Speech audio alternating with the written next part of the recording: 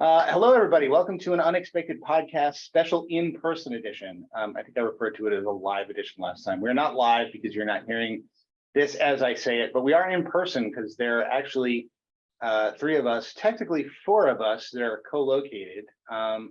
We have me in Manchester. We have Meg, hello. in Manchester. We have Evan. and we have Henry. I love how Henry is not technically a person. Like you're like, we've got three people here, and then Henry is. I'm in the void. yeah. You don't really count. I'm ethereal. So Henry is going to be our special guest host for today. Henry is actually from Australia. He is up here in Ardacon, and he's taken over the role of my son for this weekend. And by that, I mean he's going to be my doubles partner for reasons that we'll explain in a bit. Yes, your son abandoned you. Yes, since my son abandoned me. I do that. So we also have Rob, who's in the building, who may be showing up later, but he reportedly has not slept in 32 hours because he has just arrived after some epic canceled plane flights from the United States. So we may or may not see him. It's one of the reasons we imported my new adopted son, Henry, to join the podcast and tell us about what's going on here at Ardacon. By the way, you told mom about this? Yes, Okay. she's entirely on board. Okay, got it. So are we taking him home with us? We're taking one of you home. Well, I know he's going to beat me on the table, so take this outside. Do you mind if we take a foster child in? Yeah, I'm not sure I have enough space in my flat actually. I'll sleep on the floor.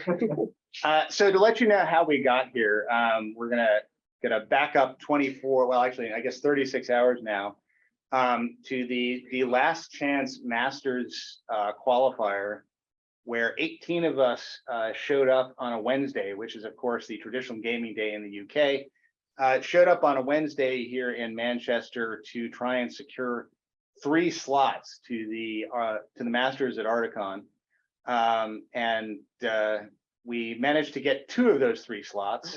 Let's walk through the story. Let's walk through the story. All right, why don't you walk through the story?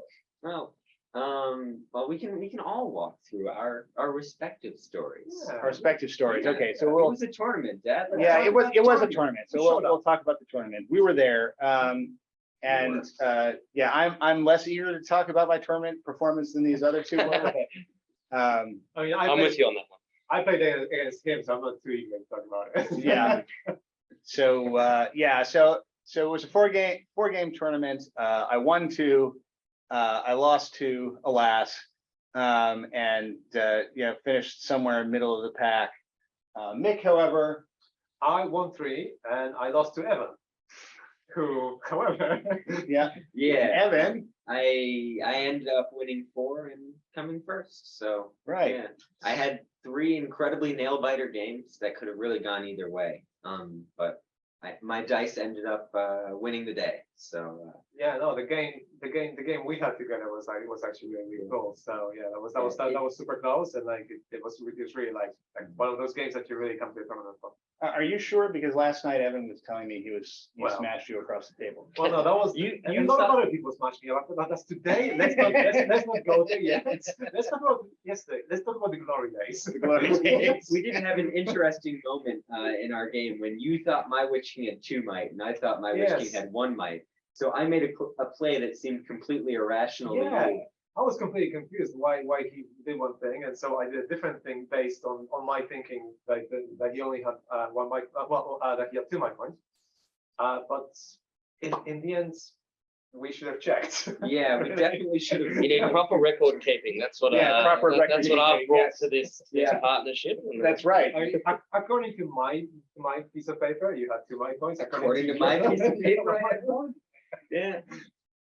But either way, I ended up getting a whole bunch of orcs on Legolas on Yeah. the second to last turn, and Legolas decided that he was going to botch his roll, Yeah.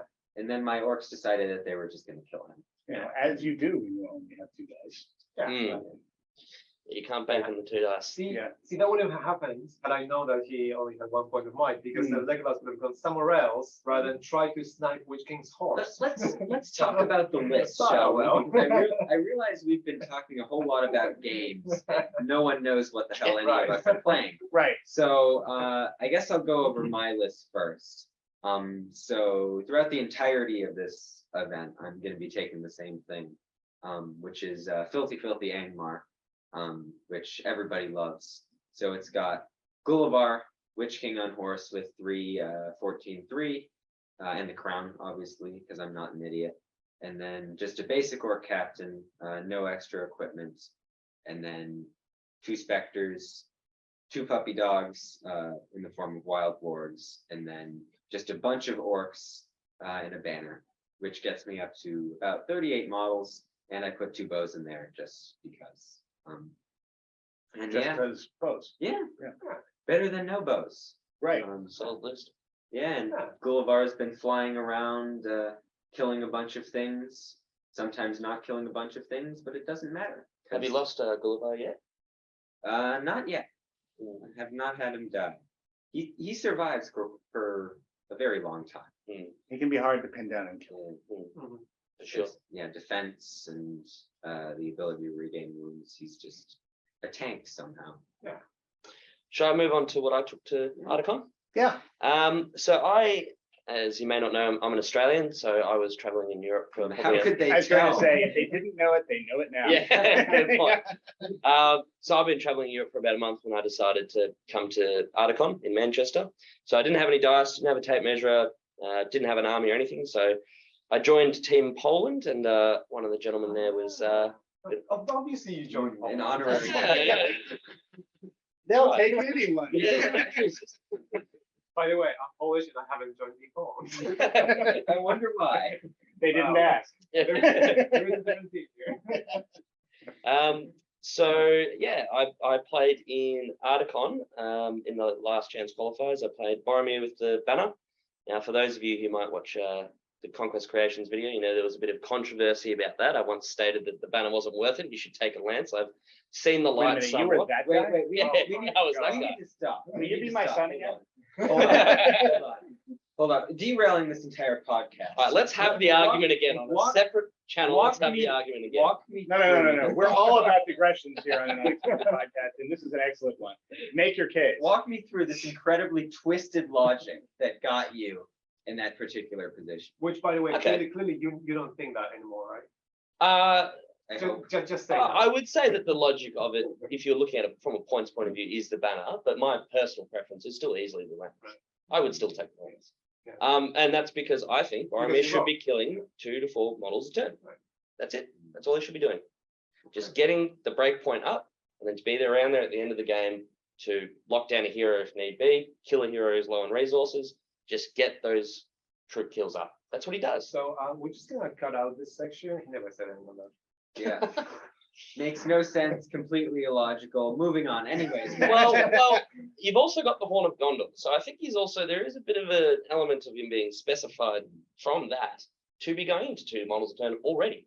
And having played the banner now, I can tell you, he does not have the killing power to kill 2 to 4 models a turn reliably. Because he's winning on 5s a lot of the time. It's not easy to roll 5s consistently, even on 8 dice. Given our rolling today, it isn't. With the lance, I very rarely don't kill the models that I'm going into. So you can mock me all you like, but I am personally more comfortable playing with the Boromir who can go it on his own and kill those models and knock down and reliably kill with the lance rather than playing as a troop supporting model. That's my pick. Okay. I mean, I have to say, in his defense, I did see him roll 14 dice, needing 5s to get a heroic combat off that would have won us the game today, and never rolling higher than a 4. Yep. Lance would have done that. Lance The Lance would have done that. Lance would have done that. Yes. Yeah, So if you also- can't buy a lance for a Dragon Knight, but anyway. Now that would be broken. Yeah, it would be good. But so sorry, I've been rambling for a bit, but I'll tie it off with Ardacon the list. So it's Boromir with the banner, because the Polish people that I borrowed it off, Jacob wouldn't allow me to take a lance. I was wondering, like, whose was the white-red banner on Boromir? And I Oh, was like, the- that must be a Polish player. Yeah, the one that I thought was the Indonesian flag when I first Well, got it. actually like a Polish. Yeah, no, that's Jakob's, and so I've got Boromir, Captain White Tower, 7 warriors, 7 rangers, Guard of the Camp Court, Huron, some guys, Madril, some rangers. Pretty simple list. And yeah, I think, did we want to go into detail of what actually happened on Ardacon, or? Why not? Sure, why not? Yeah, Sure. go ahead. All right, well, I can kick us off. First game, haven't played in probably a month and a half. Didn't go too well. I was playing, what is it? The Contest of Champions. Contest of Champions. Thank you. I keep Fun thinking one. Conquest Creations. I keep getting tripped up on that. So I was playing against the Fellowship. With that a bit, I was playing against the Gumby, who's Sean, who's a good player. He's playing in the Ardacon, the Masters now. Basically, he got a couple of kills with Aragon on the board really early on. I was sort of chasing Aragon with kills, but every time I sort of was getting close to getting the kill, he would opt to not use the fate to save his hero if I happened to get the wound with the warrior, the final wound. He wasn't doing that repeatedly, but it did happen, I think, twice. So smart tactic, but that robbed me of a couple of points. And then basically the rest of his army died too quickly because it was Fellowship, and that came out to 7-2. Second game, I got absolutely curbed. Sorry, just stopping for a second. You lost against the Ringer? I did, Okay. but I got a technical win. No additional comment. But you know, but it if was he a had- technical win. If he had the lance, he would have won. Oh, yeah. I'm going to take that. I'm going to take that. No worries. So yeah, that was a bit of a curb stomp. But did you guys want to discuss your first games Sure. rather than me So- going through all four? Yeah. So I've been playing a different army to everybody else. It's called the Mix, aka the theme of the Battle of the Ardacon Fields, when Theodred, Legolas, and Hurin met up together and they fought together in a battle.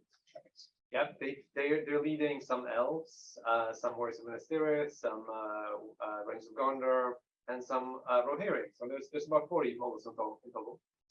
So the tournament started for me with the Contest of Champions also against Marcus, who's the captain of the Danish team. That's a natural rivalry. Yeah, how so? It's not. Everyone in Europe doesn't like everyone else in Europe. So yeah, it was a really fun game. Neither myself nor Marcus haven't played in a pretty long time. So he had Dalamir, and we went into combat. We fought a lot, and Legolas ended up killing 6 to Dalamir's 2, and so I ended up winning the game. Yeah, Solid. That'll do it. yeah. That'll do it. Okay, so over to me. Geez, what's an error word? I already forgot. Contest of Champions. Contest of Champions, right. So I was playing against Andrew, who was playing Thranduil's Hall. So he had Thranduil as his champion. I was running the Easterlings Legendary Legion. So obviously I had the Dragon Emperor as my champion, and running a list that was the Dragon Emperor, a couple of Black Dragon Cataphracts and a drum, and the rest were Black Dragon Pikes. Then I had Rutabi with some non-Black Dragon stuff, and I think one Black Dragon Acolyte. And then I had Brorgir with some more kind of non-Black Dragon stuff, and it was designed so basically the non-Black Dragon stuff with the 2 smaller heroes would form the front rank. The core of the phalanx would be the Black Dragon Pikes, and then the Emperor would kind of go where he needed to go. Rutabi and Brorgir would kind of sit in the middle of the phalanx, and the Dragon Emperor would kind of go where he needed to go, either in the middle of the phalanx next to Rutabi, or swinging around one flank or the other. Was playing against Thranduil in contest. So this particular point, I was putting the Dragon Emperor in the front window. Managed to, I think I had priority. I ended up with priority in the first turn. Managed to get the matchups I wanted.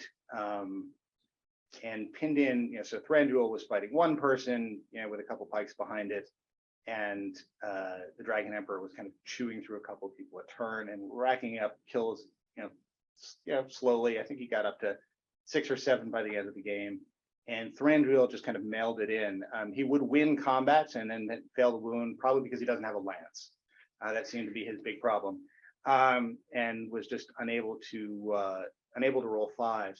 I also was particularly proud during this game that I managed to get somebody into Thranduil every turn to cancel his ability to get off any spells from the Circlet of Kings. Got all the way through, and I discovered today, talking to my opponent Andrew when we played him the second time with essentially the same list, that Thranduil did not actually have the Circlet of Kings, which made me feel like a right idiot for spending all the time and resources to make sure that he never got any of his non-existent spells off. Well, But I'm glad you tried that. yeah, yeah, it was, I guess, good practice. Well, by God, he should have had the super team. Why didn't he? You tell him. Yeah, so that was a 7-point win for me. So contest of champions, I drew against the what's it, the Rangers of the North Legendary Legion, the one with Aragorn with the free pointy sword of doom, and then he had the twins, Halbarad with the banner, and then just Rangers filling about an incredibly strong 10 models.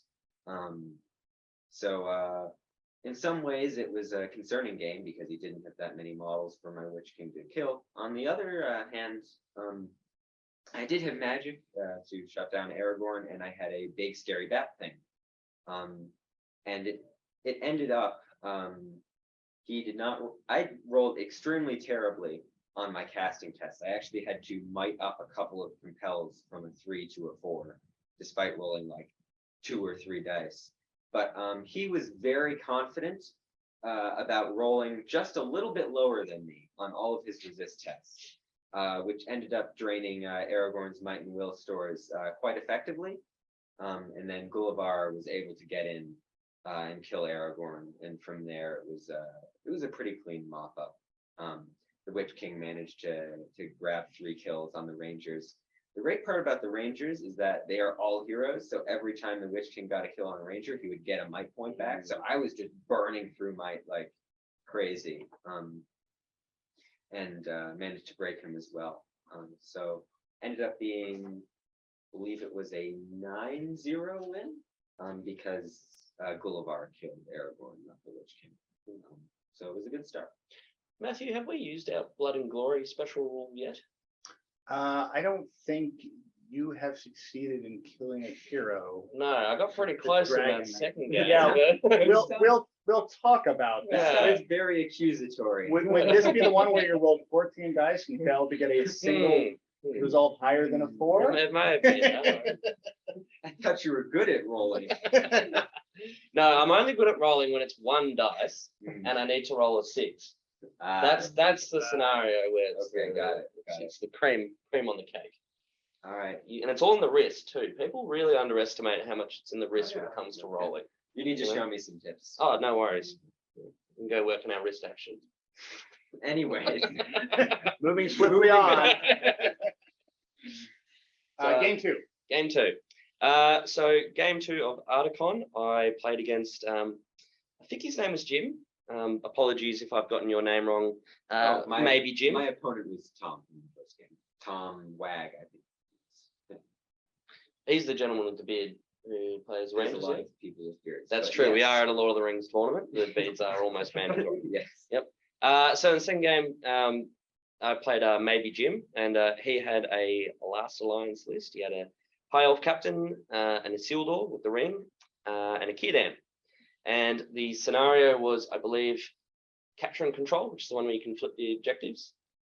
So he dropped first. I think I got to see most of his deployment because my Madril Warband that only has 4 Rangers, and which I always drop them down first to see their deployment. And he deployed in a semicircle a bit back from the board, but my cavalry was still within 10 inches.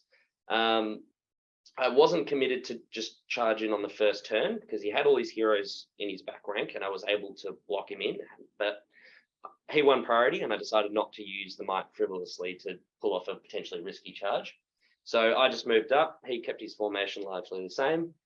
Second turn around, I did decide to go with Huron and Boromir, and I went with the double roll combat. The idea was to just take down his front rank, get to his second rank, to get to his high elf spears, take down the Numenorians, get rid of his strength 4.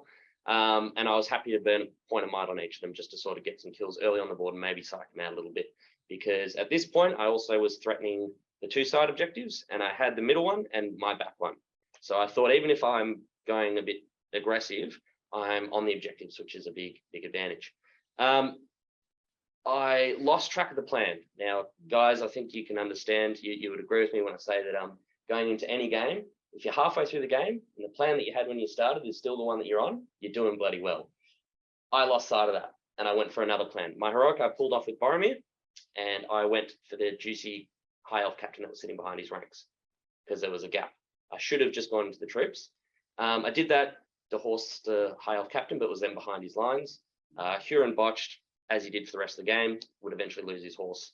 And then from that point, it was basically a 2 to 3 round slog to bring down Boromir with Isildur going into him, me successfully losing priorities and then the roll-offs to unpin Boromir, which I was sort of thinking I would be able to do at least a turn or two in.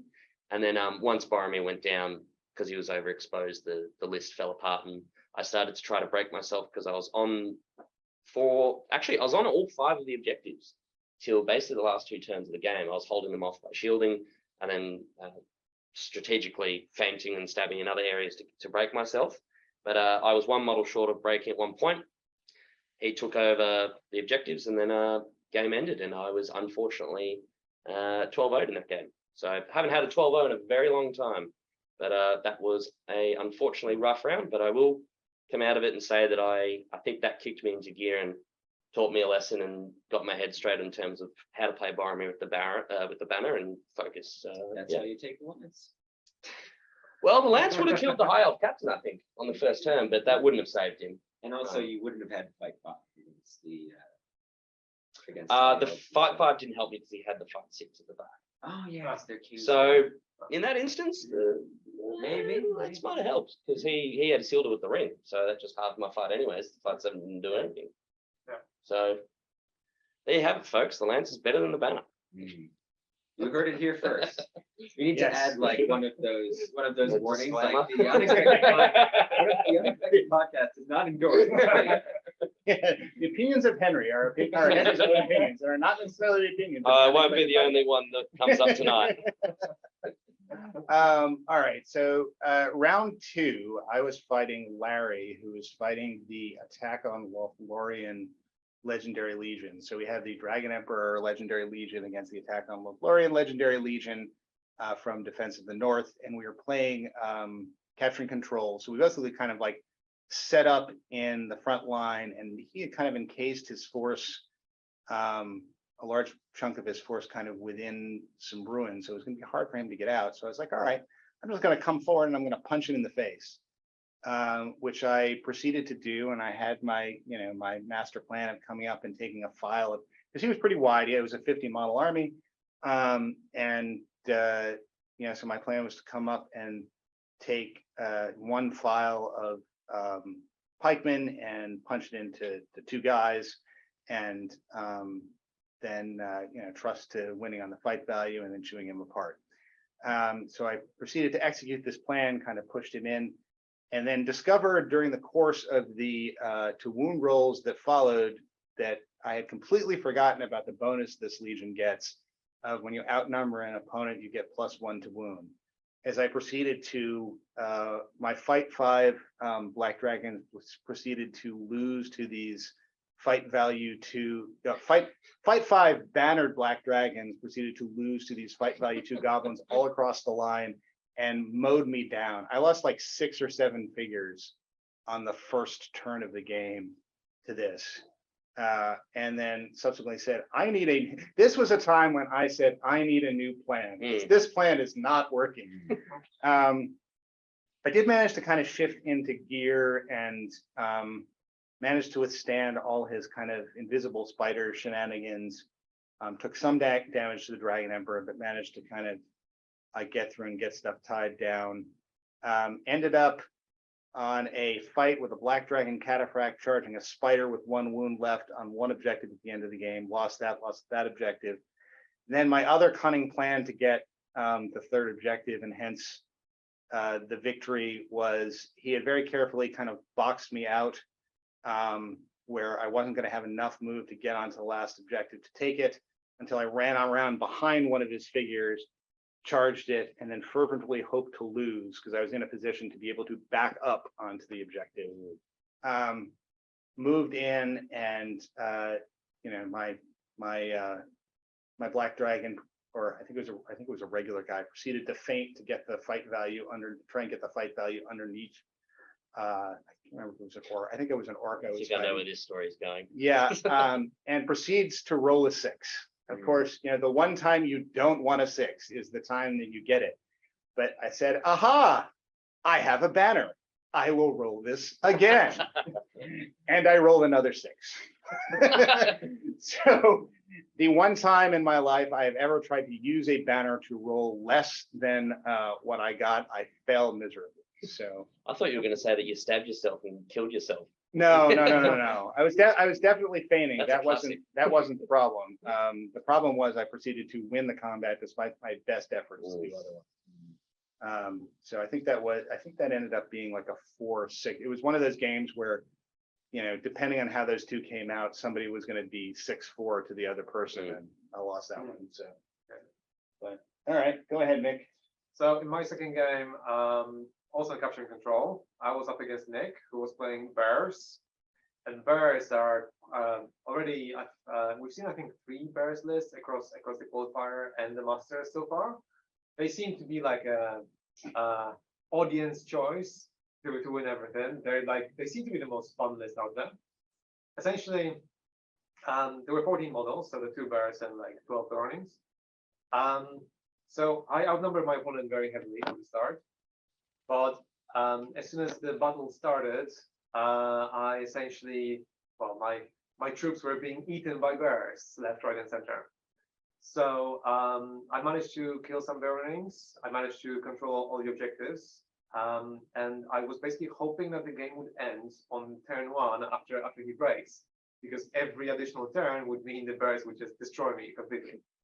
So there was a turn when I managed to surround the bear and win a fight, and I had 30 dice to wound, and I failed to wound. Classic. That included 18. Henry's good at that too. Yeah. It seems like a recurring theme in this tournament. I'm pretty sure if I had the lance, I would have. Yeah. I would have because I had my Theodred, who had been dismounted by a bear in the previous turn. He basically had to charge a bear for 3 turns running. And then my other guys were also charging, so there were 18 attacks from normal guys and 6 with rerolls from Theodred, and everything failed. So I managed to control all the objectives and break him, while also getting broken. So the game ended on the first turn after breaking. So I managed an 11-1, but I feel like had we played another turn or 2, then it would have swiftly gone the other way, and because my army was about to disintegrate.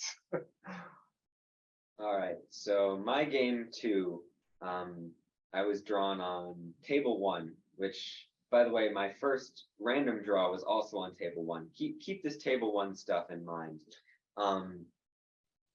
So basically, what ended up happening is I was drawn against a Polish guy who was also playing Angmar. So it was an Angmar off. And we had relatively similar lists, but they were different in some ways. His captain was mounted, and his Witch King was on a big flappy fell beast. Also, all of his orcs had shields, meaning that his shieldmen obviously had shields, and his spear and shieldmen, his spearmen had shields. Did they have lances? Yes, they had lances, which These is a are just little bit small- they're weird just small because they don't get any benefits from them. And my spearmen did not have shields. And in return, I had a banner and 38 models while he had 31. So I had the model advantage. But I was absolutely terrified going into that game because, in my opinion, in the mirror match, the orcs don't really matter, at least from what I've found, because they never charge each other because both sides cause terror and everybody's courage won. So in my mind, he has 2 flappy things. I have 1 flappy thing. But we deployed in capturing control. So we deployed basically on 2 objectives, just sort of spreading our lines out to face each other, and all of our cool spooky stuff was all sitting behind our lines ready to charge in on the next turn. And then I won priority, which would usually in that type of mirror match be a bad thing because the opponent can react to you. But in this particular sense, being proactive was actually very useful. 1, because he had actually stacked both of his monsters on top of a house, which meant that I couldn't charge them with my monsters, but it also meant that effectively their 3-inch terror bubble was stacked on top of each other, so he only had a 3-inch terror bubble, and not like the massive terror bubbles that both Gullivar and the Witch King would have. So a lot of my orcs could actually charge in. And then a very important move happened on that turn, where one of my specters goes, grabs Gullivar, makes him make a courage test, and Gullivar botches. And he botches by 2. So my opponent has a bit of a think. And it was either, do I spend my 2 will points and potentially get compelled by the Witch King, or do I allow you to move me? So his thought process was to not resist, because if I pulled him forward into my lines, his Gullivar could call a heroic defense. However, I chose not to do that. Instead, I took Gullivar and just moved him straight backwards, which effectively meant that Gullivar was out of the game for 2 turns, which was huge, because obviously Gullivar is your main damage dealer. In retrospect, he should have definitely spent those 2 will, because I couldn't really compel Gullivar into any position where he's particularly vulnerable. So that was the first pretty big play of the game, and then we did some shuffling around.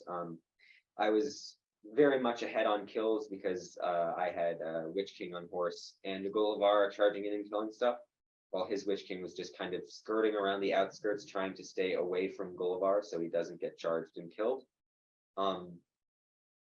And then the second key moment happens, and it's the turn before his Gullivar gets back into combat. So this is turn 2. The Witch King moves over, charges a Spectre in the back. My Gullivar comes in. My Gullivar has 1 point of might, and calls a heroic combat. And at this point, he's very close to breaking. So he decides, all right. Turn 2 and you're close to breaking. Yeah, it was either turn 2 or turn 3, but it was nasty. We were just destroying each other in fights just because of how aggressive Angmar is. I call a combat, and instead of what you would predict from the Witch King when a Gullivar is going to combat into you, you'd predict a strike. But he actually went, okay, I'm not doing too well in this game. I'm going to try and claw it back, and calls a heroic combat with the Witch King. And I'm like, okay, this could be a 50-50. Yeah. And I won the 50-50, and I'm like, yes, I've got this. Oh no. Classic Lord of the Rings game. Orc rolls a 6, I roll a 5. I'm out of might. I lose to the Orc. The Witch King combats, charges a guy on my back objective, takes my back objective. All right then. So things got a lot harder from there. While I did end up breaking him on the next turn, he ended up being in control of one of the side objectives. His Spectres managed to pull off my guys that were trying to take it. He was in control of his back objective, my back objective now. And then we were still fighting over the center one. And then I firmly had that other objective in control. And then what ended up happening was I had a plan on the final turn of the game where I'm like, okay, so I have one objective. I had just one in the center, basically, so I could get the second objective there. There's no way for me to get either my back objective or his back objective except with Gullivar. But the only person with might was my captain, which means if I called a heroic move and won it, I couldn't get the captain in a position where Gullivar could get to the objective. And he had called a move with his Gullivar. So I only had one option, which was to bank on his Gullivar failing his break test. And then because I had priority and he called a heroic move. And we're just like staring at the dice, like waiting. His Gullivar, for reference, has 1 will left. His courage 4 down to courage 3 because of Harbinger. Rolls the dice. I think it was like a 1 and a 2. Nice. His Gullivar ran. My Gullivar jumped onto his back objective, killed the Spectre, and I won 7-4. You out Boulevard him. Yeah, Yeah. it was a nail biter. It was rough. Those are the best sorts of one when it comes down to people running away from the battlefield Yes. on objectives. It's When it comes down to a 200-point model spontaneously dying. that's the best way to kill those sorts of models. Is just Yeah. break the army and then watch them Break run the away. army and pray. Yeah. Yeah. All right, Henry, you're round 3. So I actually had a similar sort of thing when it came to waiting for big models to just run away of their own accord. I played Michael, lovely guy, who was playing Mordor, led by a troll chieftain, with a troll drummer. He then had a captain leading some guys. What else did he have? A Mouth of Sauron, because he had a bit of magic in there, just with them Morannons and Mordor orcs. The scenario for context was Reconnoiter or Reconnoiter. I can never figure out how it is. It's Reconnoiter. Reconnoiter. It's Reconnoiter? Yes. Yeah, it is. Lovely. That's how we pronounce it. So in Reconnoiter, we go for table edges and the game starts as normal. And he can match me basically for warband, but his distribution of warbands will be more strong than mine will be because I've got more points sunk into Boromir. So on the far left flank, I've dropped Madril as my first drop so that my Maelstrom battle rolls are better because Madril's on the board. He then matches in the middle with his Mouth of Sauron. I then drop Huron on slightly to the right flank, on the further away from Madril. He then drops center again, and then I drop Boromir center as well. So we're sort of covering the whole board. We have the ability to, but where it will matter, where the decisive clash will be, is actually on the far left flank between the Morannon captain and the 12 Mordor guys, Mordor orcs, versus my Madril with 4 rangers. Because in the center clash, that will be what it will be. It will be a fight. We'll see who can get through, but we're both infantry based, so it'll be difficult to try to get guys through. But he's outnumbering me, 3 to 1 on the other flank. So I decided to sit back with Madril and take the turns to shoot, to whittle him down. Got maybe 3 guys. Then used an important piece of fence line and some paddock that was half movement to basically, over the course of this game, slowly whittle down this entire warband of 4 rangers and Madril, using Madril's might to win key fights and then get the kills, and managed to hold them up for the whole game. And in the center, it was basically just a dice of, and because of the lessons that I learned in the second game, I was far more reserved in this game. Actually, the Troll Chieftain ended the game with 2 points of might, and Boromir ended with 5 points of might, which has never happened to me ever before in my life. But I can tell you, there was not a circumstance where it was needed. By the time Boromir had gotten through the lines, because Boromir was in the center, right next to a Mordor troll, with the Mouth of Sauron there. So I was having to balance out the transfixes with my will reserves, and I didn't really feel inclined to go into the troll on foot because he had been hit by a hurl by this point. I didn't feel inclined to go in against a troll where I could just get rendered. I was happy to let this troll get charged with 1 model a turn. I had plenty of bodyguard.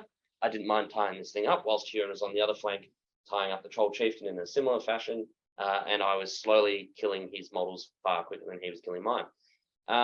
Basically, a few turns in, he breaks. I start just letting the Troll Chieftain and the Troll take courage tests whilst pinning his mouth, and the captain on the other flank, and I just watch as his whole army disintegrates.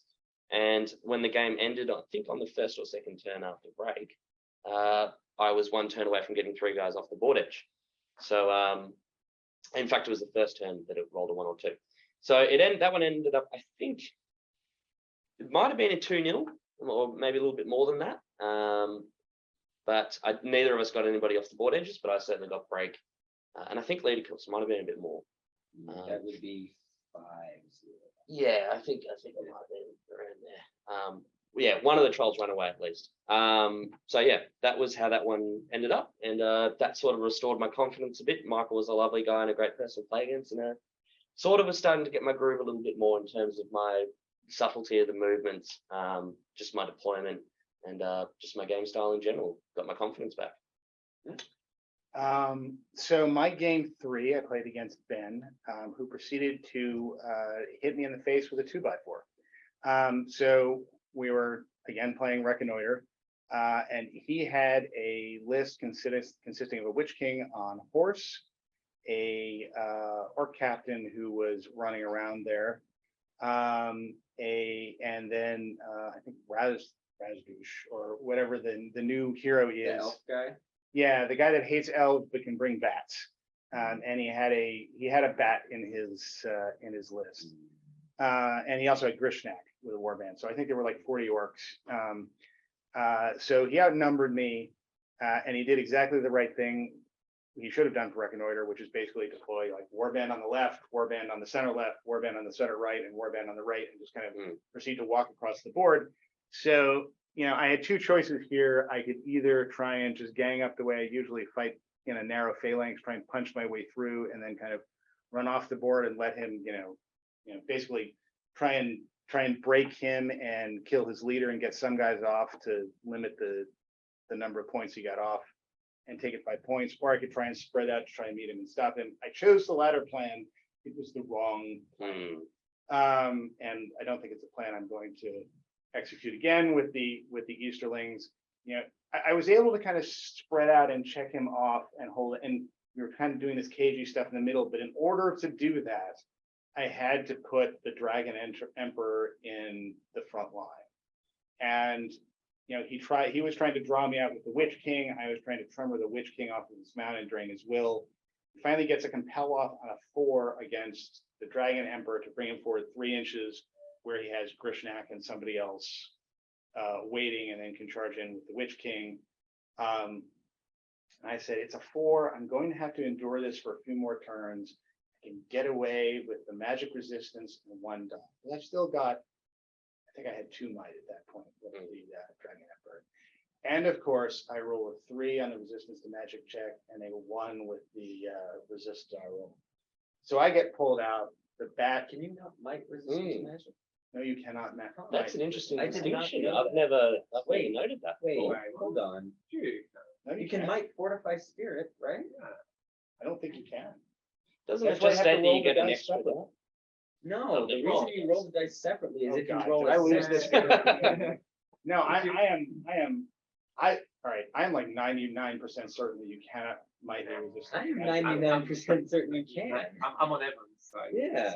I Why think do it you- just why gives do you you an roll- extra dice because because it is. you roll Because separately, if you because, roll yeah. a 6 on the natural one, then you get it back. Yeah. But if you roll a 6 on the resistant to magic one, you don't get it Yeah, back. so you always have to roll separately, but you can mind both of them.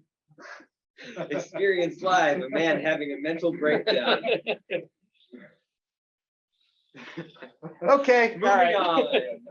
So anyway, I lost that game Yeah. after the Dragon Emperor went down and the army went down. Apparently, in a circumstance where I could have used might to save myself, and didn't. You chose not to. Yeah. He chose to give the opponent the win out of the goodness of his heart. All right. Well, you just wanted to play doubles the next day. Yeah. Yeah. That was it. Yeah. So I ended up getting 12 vote on that one, and that's been a long time since I've been 12 vote. Oh, you and I are getting all the sorts of the Yeah, same beats, exactly. man. Losing games because you don't know rules. All right. And Yeah, 12 exactly. voters.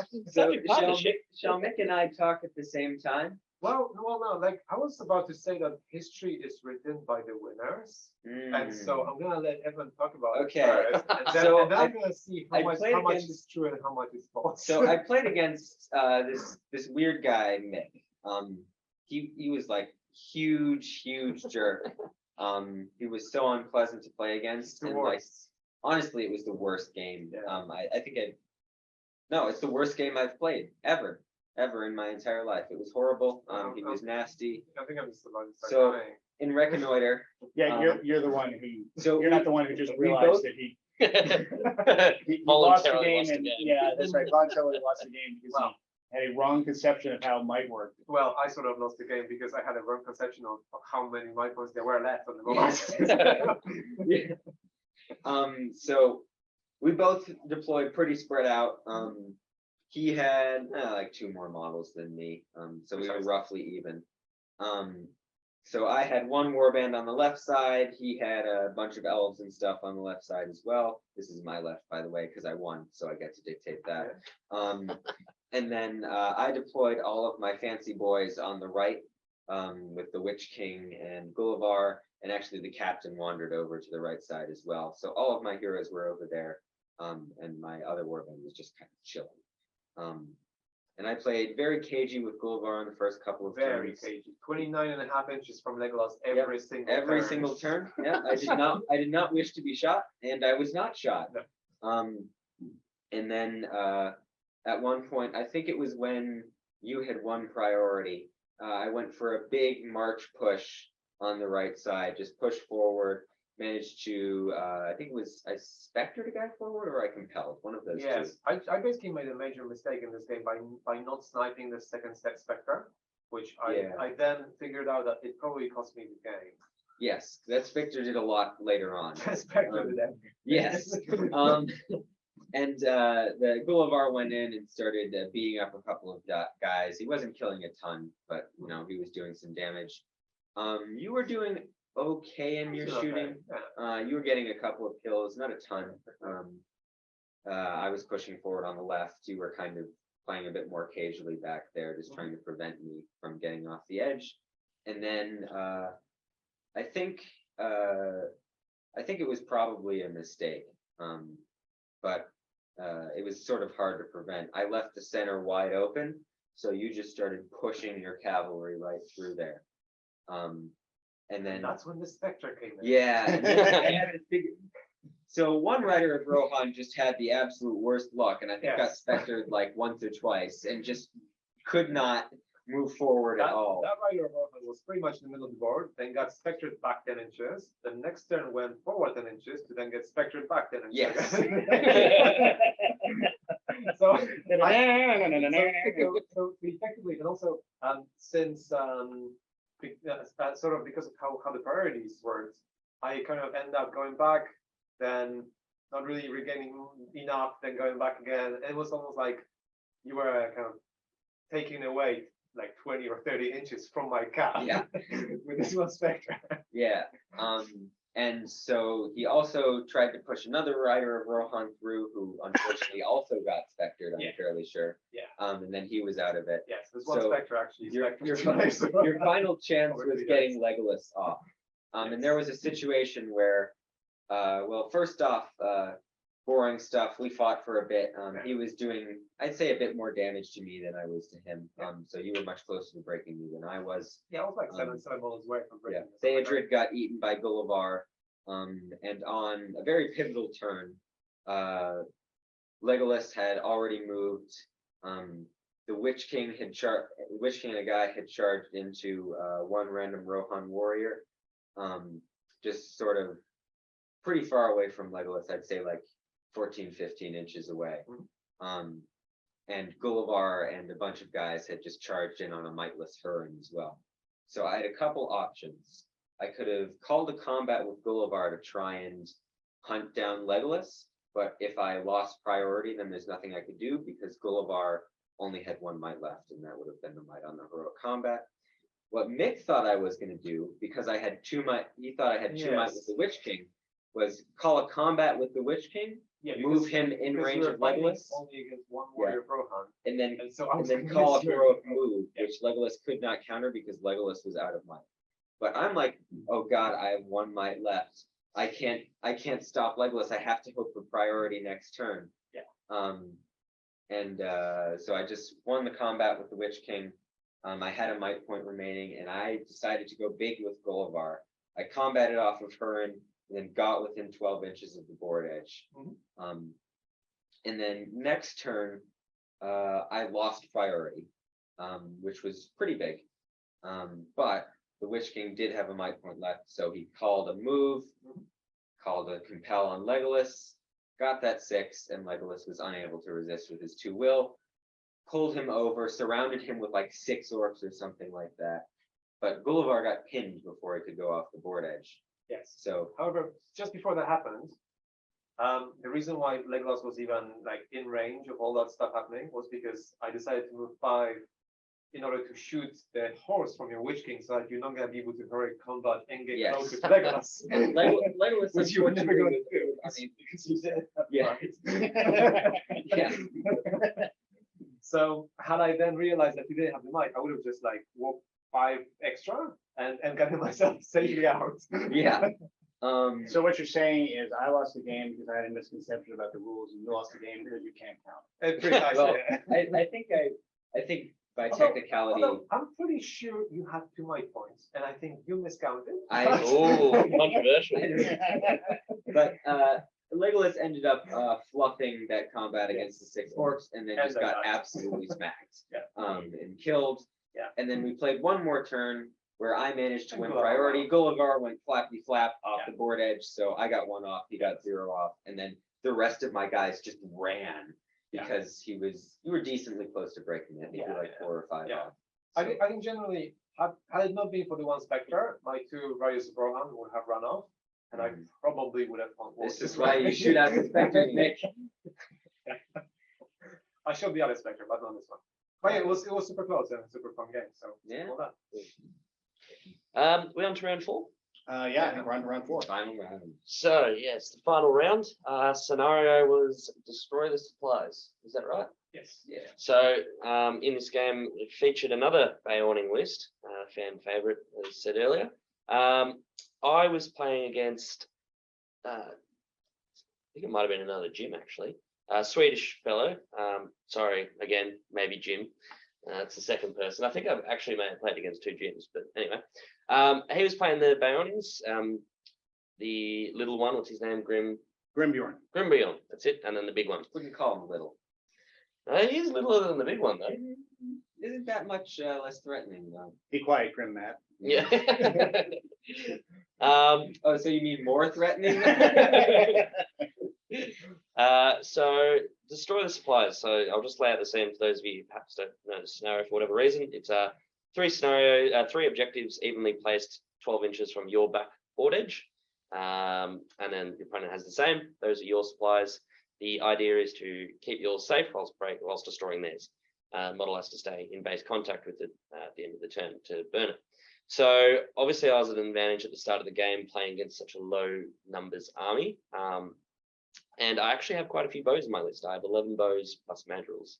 So I elected to put Madril on a far flank to first of all see where half of his army was, and he dropped directly opposite me with Grimbayon. And he had a couple of big bows, which I was a bit scared of, but I wasn't planning on actually shooting with those guys. And the idea was that I would then drop Boromir on the far right flank to counter Bayon coming down on the right flank. So he's evenly divided on 2 sides. And I had a nice clear open field where I was going to sit there and use my 7 bows and just shoot out his Bayonings as much as possible. They're only defense 4, so you can get reasonably reliably. I was expecting to kill 1 or maybe 2 by the time combat was joined. And Boromir would just sit at the back and come in when the time was needed. And his whole purpose this game was to hit 2 Bayonings a turn and kill them. Not even heroic combat, just hit 2 and kill them. And if he could keep Bayon locked up with bodyguards and then move up to the objective off the back, I was happy to put Boromir towards that task. And then I had Huron in the middle in range of Madril's march. Turn 1, I marched up with Madril, kept my other flank with Boromir sitting still to shoot, and he came at me with both flanks. So I had to do a bit of trickery by staying 8 inches out, and he actually went wide, which I think was a mistake on his behalf because it left me able to, in the middle, shift from the left flank with Madril and Huron, hit some of his Bayonings, combat with Huron, and send a knight to his middle objective. So from turn 3, I think I had the advantage with the objectives, and then basically the game was a dice off down the right flank with Boromir and Bayon never fighting but trying to get the heroic moves to then just tie him up with 1 model a turn. He wasn't combating, and I was finding that I was able to win those combats, and maybe even, I think I even took a couple of wounds off him.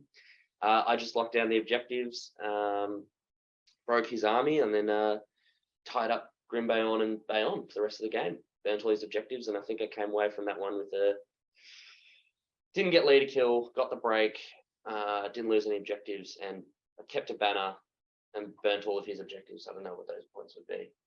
So you didn't lose any objectives? I didn't lose any objectives, so I didn't get leader So- kills. It'd be 10-0, wouldn't it? Yes. Yeah. You had a banner, you broke Yeah, him, and you yeah. got 6 of them. Yeah. I think so. Yeah, I think I got all of his objectives. So anyway, that game ended there, and so I ended the tournament with 2 proper wins, 2 losses at the start. And I think I placed actually ended up being 6 overall out of the 17. So with the 2 big wins, I think that sort of got me, and the technical win in the first round because I was playing against the Gumby. That actually shot me up a couple of places, perhaps undeservedly, but I finished with a 6th place and wasn't terribly unhappy with that day because I think it got my brain focused and I ended the day feeling more confident than I started. So yeah, that was game 4. So my 4th game was also against Bjorning.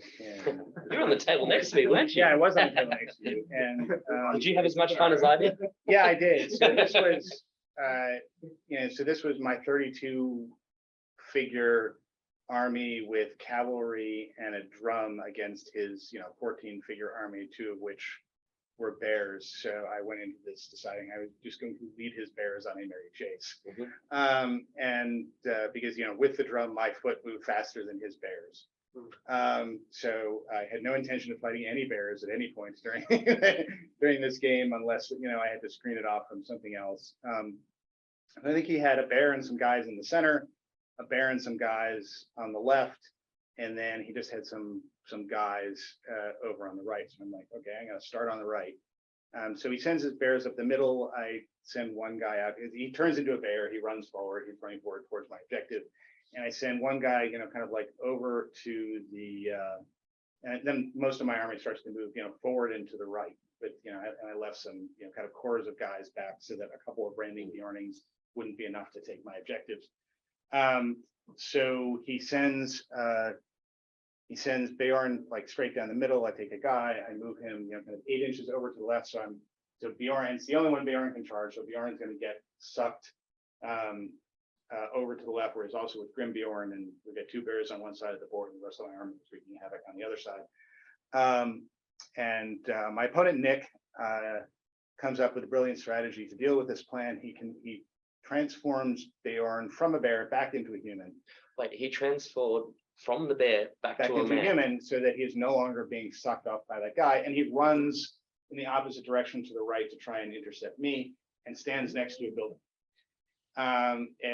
And my guys had still yet to go. He had priority, and I had done the drum. So I had enough move with my 9 inches to basically, I couldn't charge him, but I could move guys up and basically kind of surround him 1 inch, 1 inch away. So he's standing next to the building, and there were some guys there. So that's how we ended the turn. And then my cavalry went around and started, basically going after the supplies. The next turn, my guys move into the supplies, and basically they move up, pin all of his guys surrounding the supplies. I get a cavalry around the back to actually kill the supplies. There's one way to deal with this problem. His plan is to change into a bear, do a heroic combat, get into another guy, and then throw it through my cavalry that's standing on the supplies. And he says, all right, I'm going to change into a bear, and I'm going to push your guys back. And, aha, I said. I am not only a listener to, but I am a participant in the Unexpected podcast. And I distinctly remember a 15 to 20 minute conversation that everybody but me said was taking far too long on the new FAQ that just came out, that states plainly that you cannot push people back if one of the things in the circle of your bear is a terrain piece. Ooh. And I look down and say, he's standing next to the building. And Nick looks down, then he goes, you're right, I can't transform.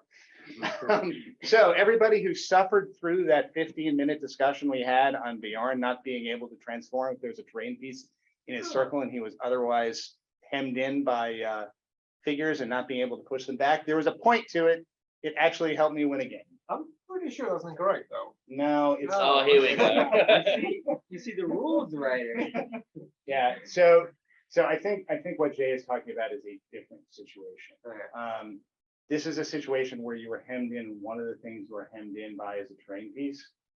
And so basically, if you transform, you would have to, either push yourself away from the terrain piece or push the terrain piece away from you. Yeah, but like you don't have to transform with the middle of your base. Yes, you do. No, you don't. In this situation, the FAQ says explicitly you must put Bjorn in the center of the base. Does it? And if you cannot do that, if you cannot place it there because there's a terrain piece, you cannot transform. Okay, I'm gonna have to check that. Yeah. I can't quote you on it right now, but Yeah. I'll check. Yep, find the FAQ. And Well, you and lost one game because you didn't know the rules, but then you won one because you did know the rules. I did know the rules. So you yeah. balanced out well. And I would point out that Nick had read the same FAQ and concurred with my reading.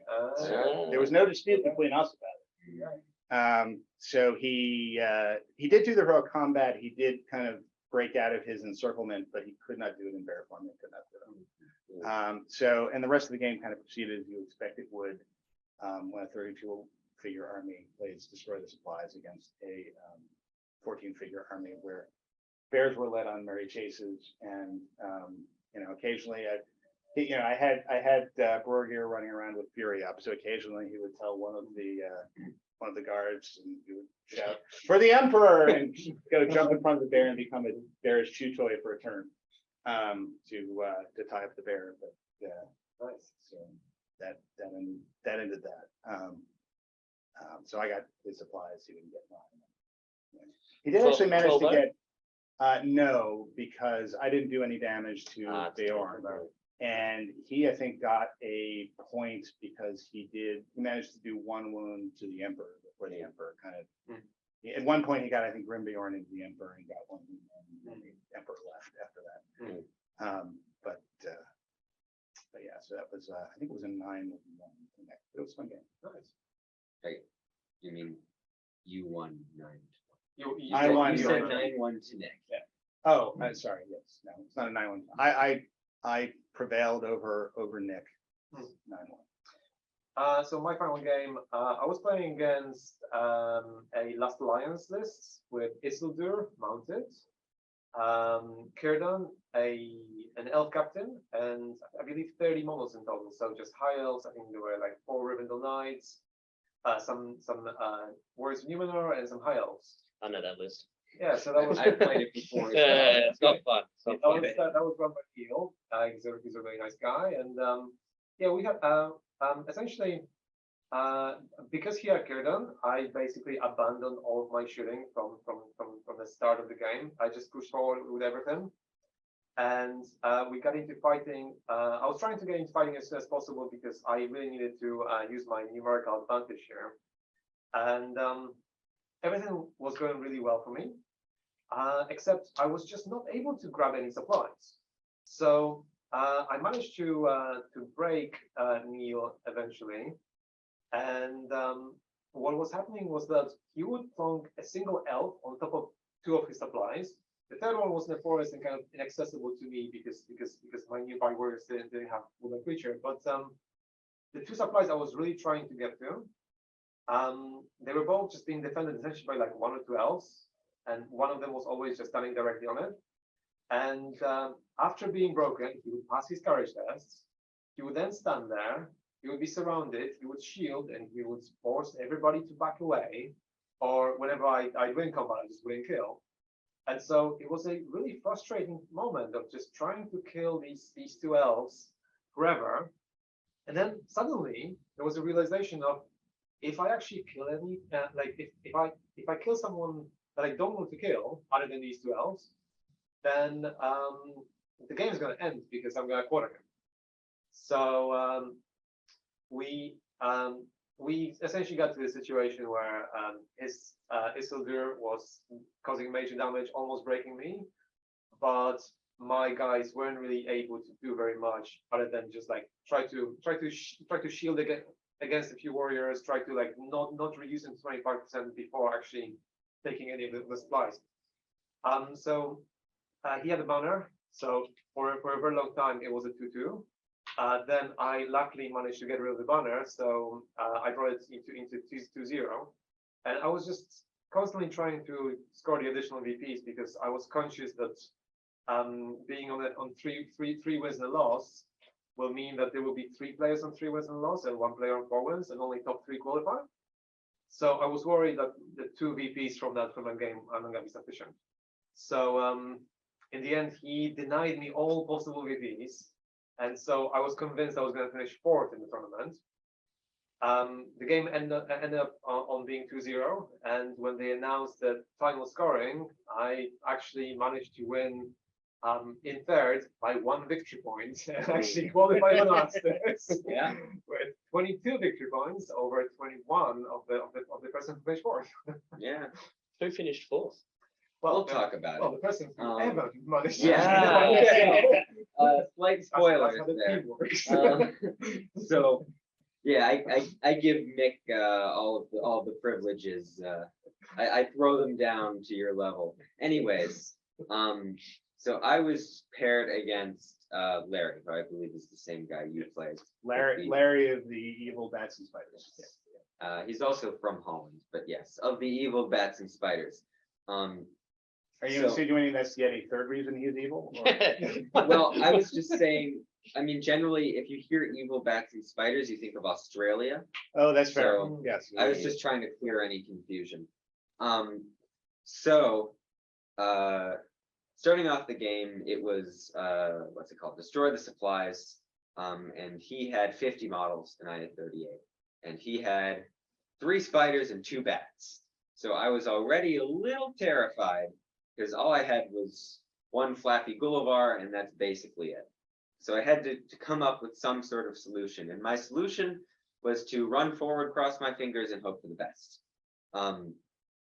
Left a couple of guards back on the right objectives because that's where he had deployed.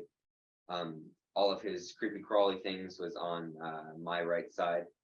So I knew they were probably going to be going over that way. And then I just sort of pushed forward and endured a couple of turns of Goblin Bowfire, which ended up killing probably like 3 or 4 of my guys. So it wasn't a huge deal, but seeing as I was already at a numbers disadvantage, wasn't the best. So we ended up hitting combat. Gullivar went in, killed some guys. But I realized that I was not going to be able to defend myself against his push on the right with all of his fast moving models. So I'm like, okay, I need to severely redeploy Gullivar. So Gullivar is on far left corner of the board and all of his guys are running up far right. So I call a combat, I fly over, next turn I win a heroic move off, and the Witch King transfixes a bat that Gullivar had just moved within 12 inches of. And then next turn, Gullivar charges into the bat, calls another heroic combat, burns through his might trying to win the combat because he lost, kills the bat, flies into a spider, kills the spider. I'm like, okay, I've relieved some pressure on that end. Now to the actual fight, which was on his side of the board, because he'd been sitting back and shooting at me. And for some reason, while Fight 5 Easterlings simply cannot defeat Moria Goblins, my Fight 3 Orcs definitely We're could. fully qualified to do it. They just crushed through the Goblins. That Fight 3 was really paying dividends there. Yeah. Also, he didn't really have a lot of spears. Yeah, it didn't matter. He just Well, needed, it didn't matter against he just me. needed 1. Yeah.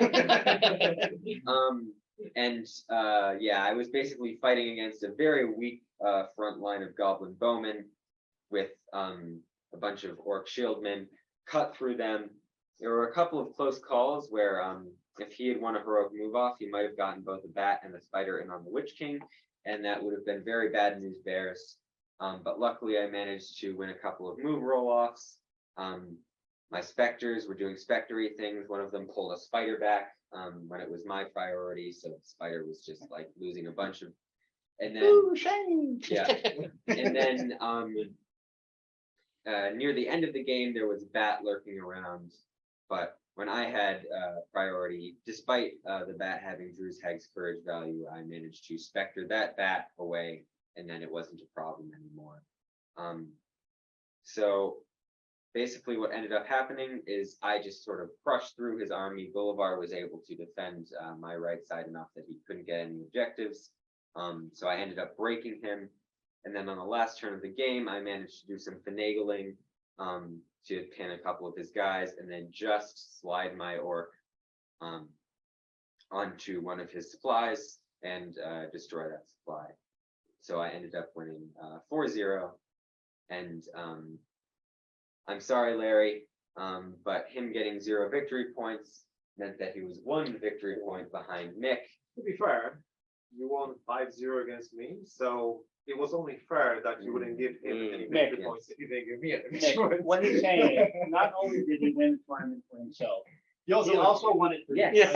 So please be a little grateful. I expect praise here. Yeah, but I was able to win the tournament because I was the only person on 4 wins. So Well, I did not expect to do that well in the tournament.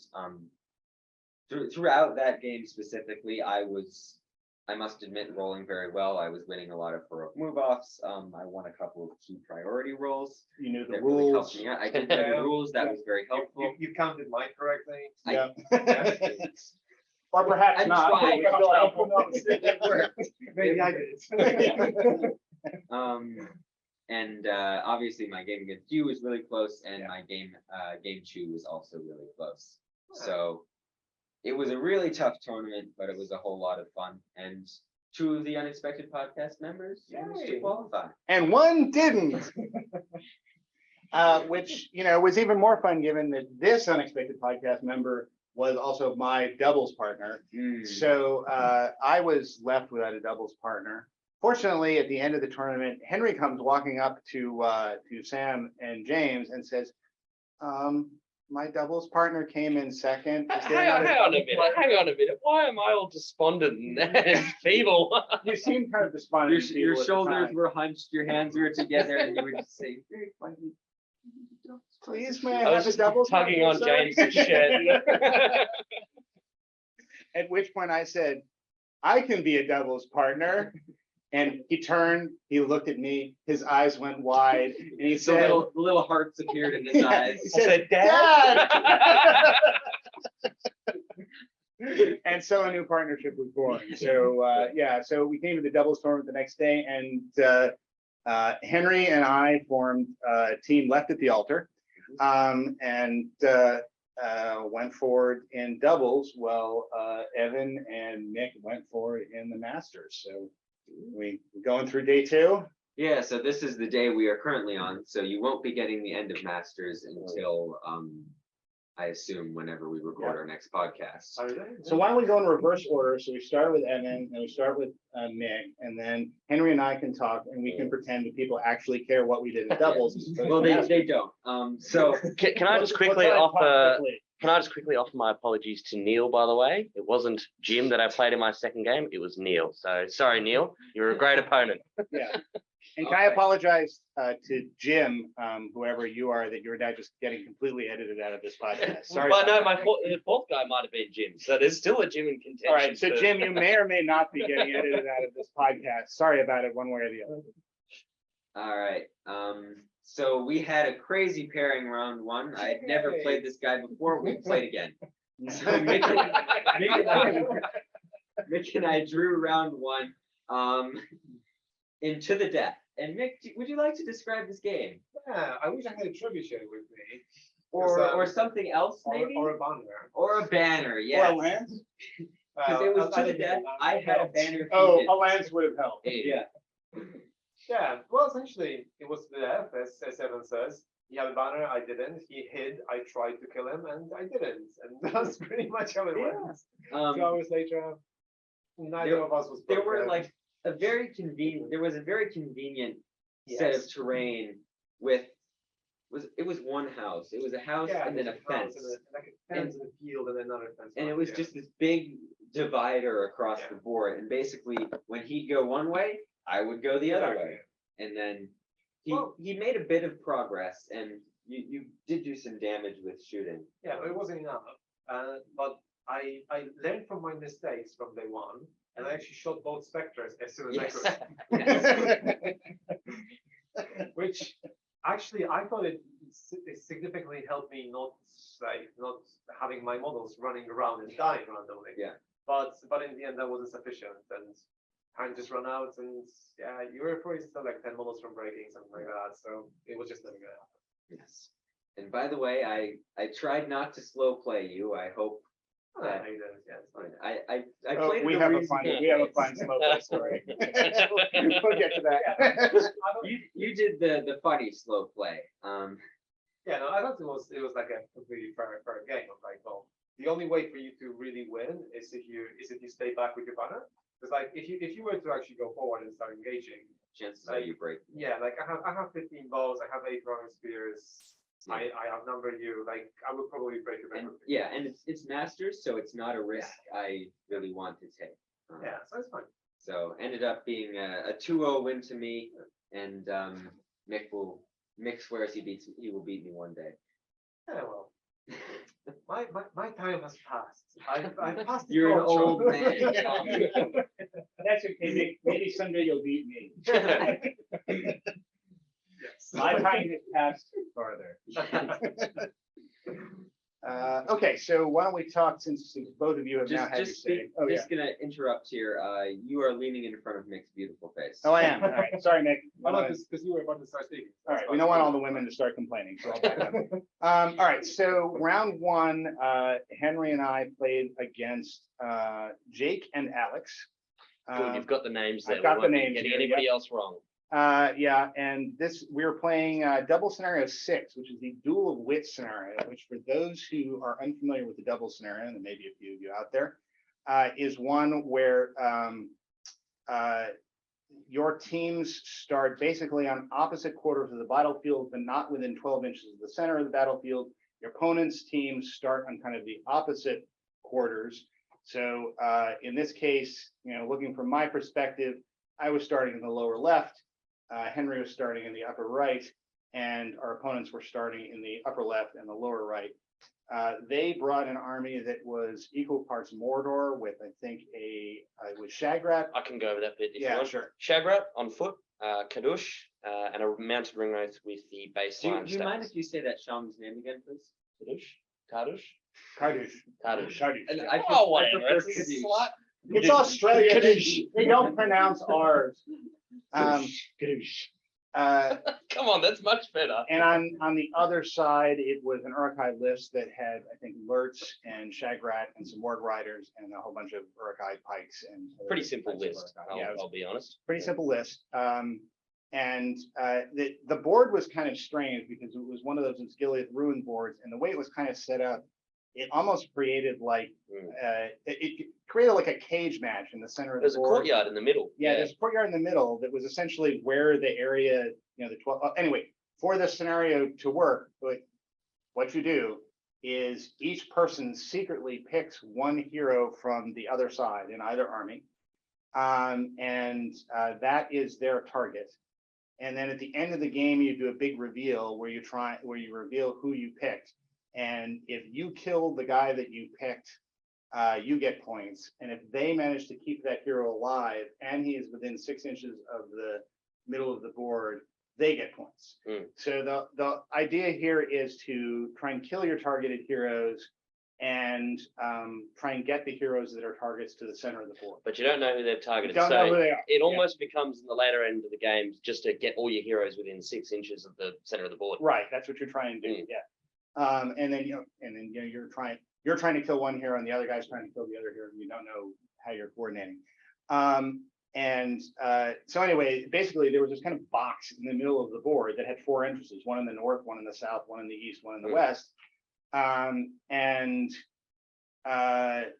We each kind of basically, I think, here, why don't you say what happened? It was actually happened in the north. Sure, it was actually an interesting setup for this scenario because I played it a couple of times, and what seems to actually happen most of the time is that there's combat turn 1 because they'll deploy right in each other's faces, at least on one edge.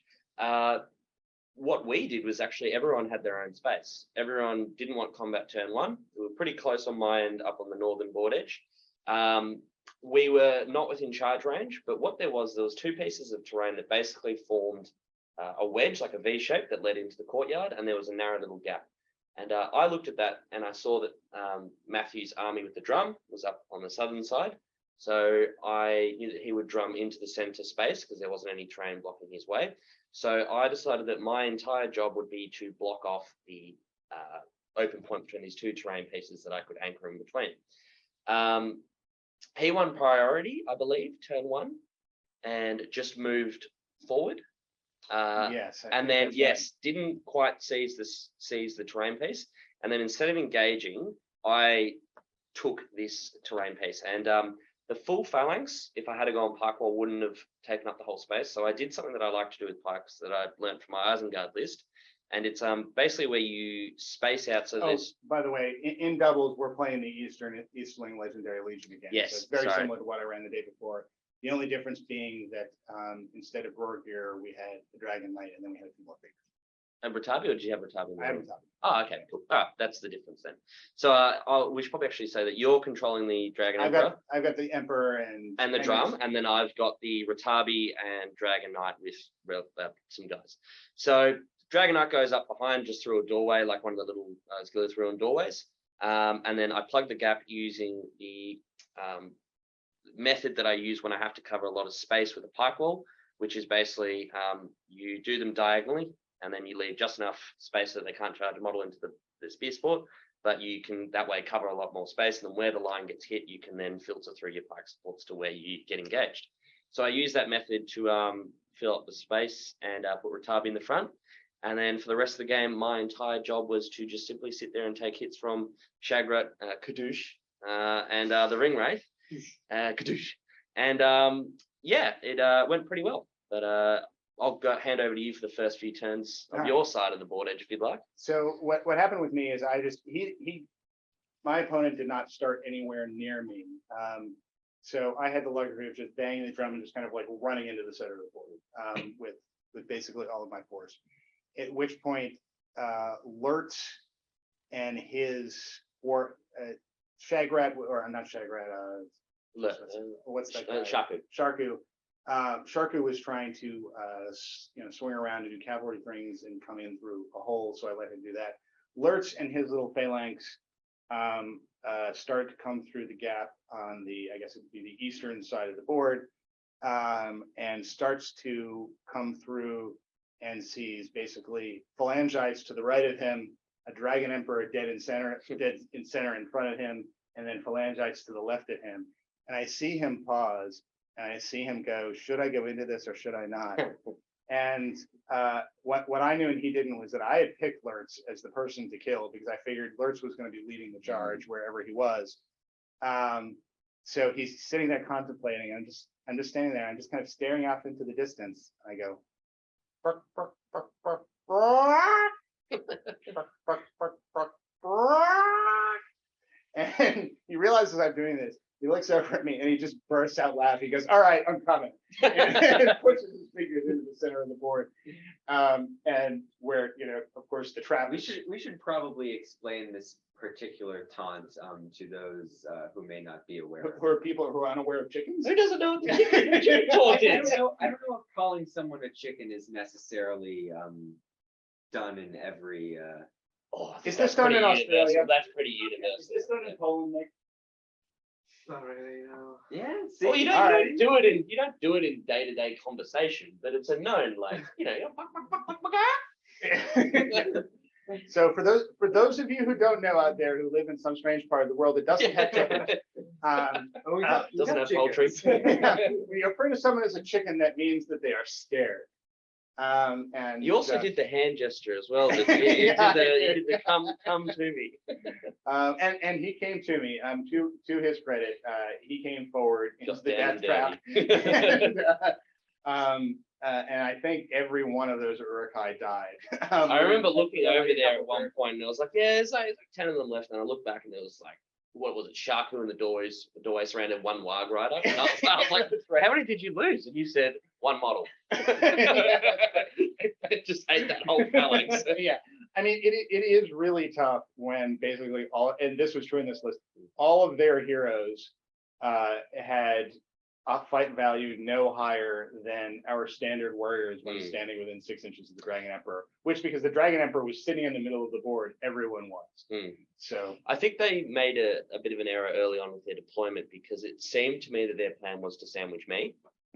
That's why Lurtz was so far on my board edge, but I was down that end. And I think once I got in, they changed the plan. That's right. And that's why they were in an awkward position, because they really needed to lock you down with the drum early on. Yep. Get into the center, but no, they seem to have mucked that one up. But I'll explain what happened on the end of my game if you want, my half. Yeah. Explain. basically it was just a game of minimizing his transfixes. I had picked the Ring Wraith because I figured it was an unusual choice, but had the game not been so far in our favor, they might have been thinking Shagrat or Lurtz will be the one that I'll go for because it is a combat hero, it's a high risk one, and I've actually found quite often in games you don't end up killing that one. The Ring Wraith, I figured they've just gotten it. It's the base points Ring Wraith, so they don't care about it. They're just using it for the cheap spells, and I figured there's actually a chance that instead of me having to kill the Ring Wraith, he would just kill it himself. Although, did they say recently in the FAQ that you can't cast the Ring Wraith? Yeah, you can't cast, but I figured I'll be able to get it. And by the with one way, guy. if they do, it counts as a casualty and we get credit for it. Yeah, fantastic. Well, that my But they idea can't do was it anymore, so oh well. my if he idea goes was close. with 7 points of will, I will be able to force this person. At some point, they will sacrifice him to for an optimal charge somewhere. So we got that because at one point I was able to plug the Ring Wraith and he died. And well, what happened to Shagrat in the end? I think we did. a Oh, couple the of Dragon waves. Emperor saw to Shagrat. Shagrat was fighting Rutabi. Did Rutabi take any wounds or no? No. No. I lost the fate. Yeah, so Rutabi was down fate and been kind of going head to head with Shagrat through the entire game. Mm. And near the end of the game, we lost priority. And I think we basically said, all right, get Rutabi and those Peasants phalangites out of the way. out of there. The Emperor will take care of this.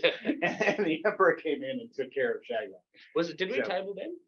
I I think that was a game where we. think Yeah. I think- if we didn't, there may have been like one figure left Yeah. somewhere by the time. Okay. So we definitely, because it was 12 of us, we'd have to have killed Shagrat actually. We definitely, oh, I remember killing Shagrat. Okay, cool. I didn't. Because I remember. believe the Emperor's exact words were, "I will teach you to try and beat up my girlfriend."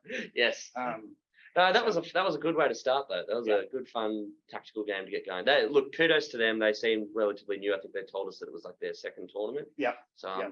they kept a really good attitude throughout the whole game. They did. So, They yeah. did. Yeah. And it Top was a points fun to game. them. Yeah. Just not in the game. But so the lesson to take away from this game is if someone compares you to a chicken, perhaps you should not do what it is that you are contemplating doing. Perhaps you should be the chicken. Yes, Mm. that's right. Swallow your pride. That's right. Live to be a chicken another day.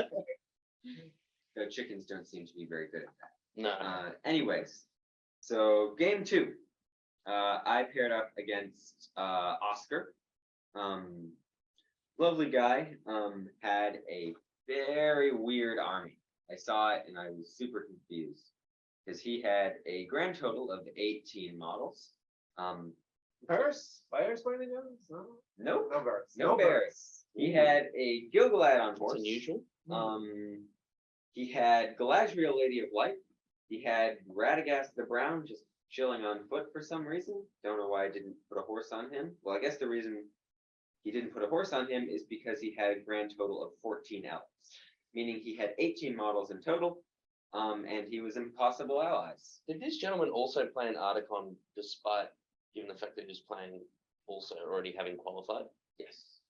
Yeah, you mean in the Yeah, tournament? the thing? last chance. Yeah. Yeah. No respect. And unfortunately for this poor man, it was seize the prize, which is everybody's favorite scenario, especially when you have a massive 200-point bat that flies 12 inches that can grab the objective turn 1, along with a marching captain when your opponent has a grand total of 1 mounted model and no heroic march.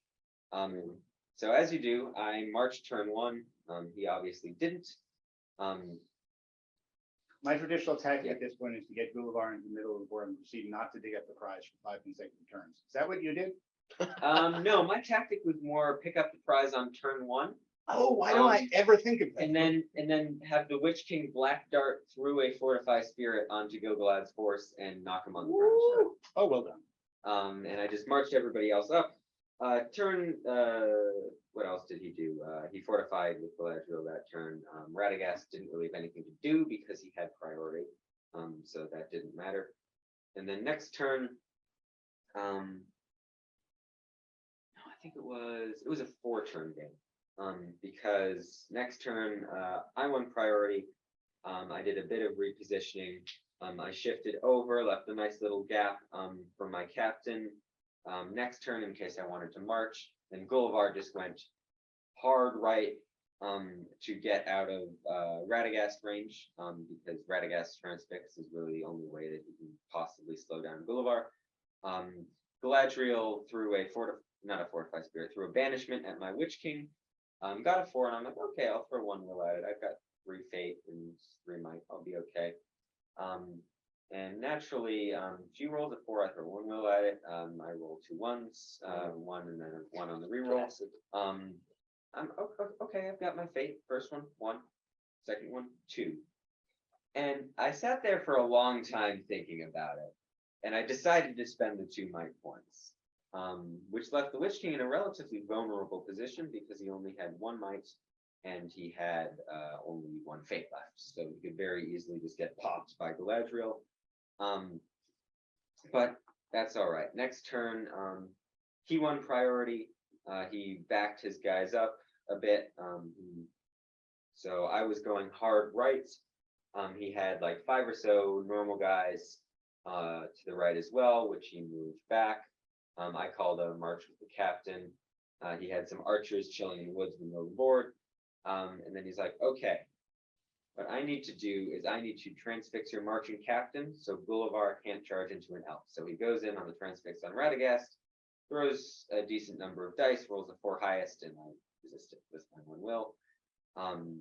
Throws another banishment with Galadriel, I think. I think I managed to resist that one.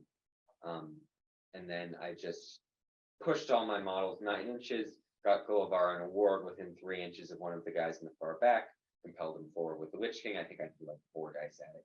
Did not want to fail that at all. Called the combat, killed the guy, and then Gullivar got out of 18 inches of Radagast and was like 2 inches away from the board edge. So everybody knew that the game was ending on the next turn. So basically his only shot to get points was to kill the Witch King. So he's like, okay, you have 1 wound and 1 fate, which means if I channel banishment, then I will probably be able to kill you. So my Witch King is now out of might. He decides to throw all of Galadriel's remaining will at it, because why not? Throws the banishment, gets the 6. My Witch King has 2 will left. He uses 1 of his will, rolls a 5, rerolls to a 6. So I ended up being able to win 7-0. As opposed to, I think, a 7-2 was what it would have been if he had killed the Witch King. But yeah, it was over in like 4 turns. That's just sort of what happens with Gullivar and Seize the Prize. Yeah, it's like Not when you use my strategy. yeah. Well, it's really like a show of skill to pick it up on turn 1, right? Yes, Yeah. all skill. Yeah. I pulled out my All flow skill, chart, right? read my flow chart, and then won the game. Yeah. I had a super interesting game too. It was probably the best game of the 7 I played so far this weekend. Well, well, it's not even weekend yet. We've been playing Wednesday and Thursday so far. Midweek day. Yeah, definitely. So I was paired up against Neil again with his Isildur, Círdan, Last Alliance force. So we deployed. We started walking towards the objective. And I got there first, and I feel like I made a mistake of digging it up and picking it up with just a warrior program. Because I was like, well, if I get it first, then it's surely better than him getting it first. But then what that meant was that he was able to then get Isildur and a captain into my warrior program. He did it despite the fact that he knew that I was going to shoot Isildur's horse from under him. So I shot the horse. He still called it hurry combat. He still managed to kill my guy and picked up the prize with his captain. Then he started running away and sort of like hiding the captain somewhere in the middle of his force. I managed to entirely surround his army, and I was confident that whatever happens, like I should be able to easily take it down to 25% and then eventually get the prize, and I should be able to win. Unfortunately, most of my stuff started bouncing off. My heroes weren't doing very much, and I learned something new. In that, did you know that you can pass the prize to someone who is in combat? I did not know that. I did not know that either. I did not think you could do that. So apparently you can. So what happened was that I wasn't very far off from being able to catch his captain with my Legolas. And just as we were playing one of our turns, we overheard a situation from the table next to us where someone was, I believe, trying to give the prize possibly to Gulabar, who had been in combat. I'm not 100% sure if it was Gulabar, but basically, that was your opponent from day one. He was trying to pass the prize to someone who was in combat, and they checked the rules. They got some over, and they couldn't find anything that would say that you cannot do it. So then, literally, the next turn, what Neil did, walked over his captain into Isildur and passed the prize to him. So we then checked the rules and we're like, oh, there's nothing there that says that you can't do this. So in the end, I still surrounded him. I was still trying to beat him in every way possible, and it got to the stage where he was about to win the game unless Theodred killed Isildur. And so Theodred managed to win combat, knock him over. It only cost 2 wounds, which wasn't enough, and we ran out of time, and the game ended with him carrying the prize in my half of the board. So that was, I believe, 5-0, plus he broke me and I broke him, so it was like a 6-6-6-1 sort of finish. Yeah. But yeah, it was probably like the most fun game I had so far. That's good. Yeah. All right. So game 2 saw us on actually table 2 in the doubles tournament. God, can we just skip this game? Played Kevin and all right. I'm sorry if I mispronounce this, but Jerwin. I think it's Jerwin. I think it's like Haroon or something. Haroon. Like Yeah, that. yeah. Kevin and Haroon. Actually, yeah, because I kept thinking his name was Huron, like the character. Yeah. So Kevin and Haroon from the Netherlands, who I've played before. I don't know if you. Oh played no, I them, hadn't but- played them before. Yeah. I didn't know that you had. Yeah, yeah, they're fun guys, and of course they brought another Dragon Emperor Legendary Legion. So we had a Dragon Emperor versus Dragon Emperor match to figure out who was the true Dragon Emperor. Their loadout was somewhat different than ours, however. We had Dragon Emperor Rutabi and Dragon Knight. They had Dragon Emperor Brorgir, Dragon Knight, And a captain, like a captain on foot with nothing else. And so we were playing the no escape scenario, which I will try and describe now. Basically, your primary force, which in both our cases was the Dragon Emperor and his warband, start in a strip going the length of the board, basically within 6 inches of the center line. In the middle. In the middle, yes. And then the other force, which in this case was Henry's force, starts basically behind, 6 inches of the edge of the board behind the enemy's primary force. So the idea here is that the two primary forces are supposed to hit head to head, fight each other frontally, while both sides, secondary forces, come up from behind, take them in the rear, and we see who wins. And the point here is to break your opponent and then kill either of the leaders from the armies. Either that you get a bunch of points for the leader of the primary force, you get a smaller number of points for the leader of the secondary force. And banner. Oh yeah, and there were banner points. Yeah, there are banner points as well. So this board also had 2 fields. One in kind of the northern half of the board, one in the southern half of the board, that were almost entirely surrounded by stone walls, except for like an exposed part on one side where you could run into it. It's like a paddock with a gate. Yeah, it's like a paddock with a gate, exactly that. So so our opponents they deploy first, they take their Dragon Emperor and they put him inside this paddock so that the Dragon Emperor and kind of all the pikes are facing the entrance, or at least most of the pikes. And then some of the rest of the foot and the captain are kind of screening the other side to defend the back end of the fortified position against Henry, who comes up in the rear. So it's basically a fortress. Yeah, this is basically a fortress. So what they wanted us to do was they wanted us to deploy in front of this. I attack it frontally. Henry expends himself trying to scale the walls to get at the rear of the Dragon Emperor, while their force comes up from behind and clubs me in the back of the head. And Henry and I look at this and go, nope. Yep. So instead of facing off against his guys in the paddock on the southern half of the board, we just put my entire force all the way up in the northern half of the board. And Henry comes on behind.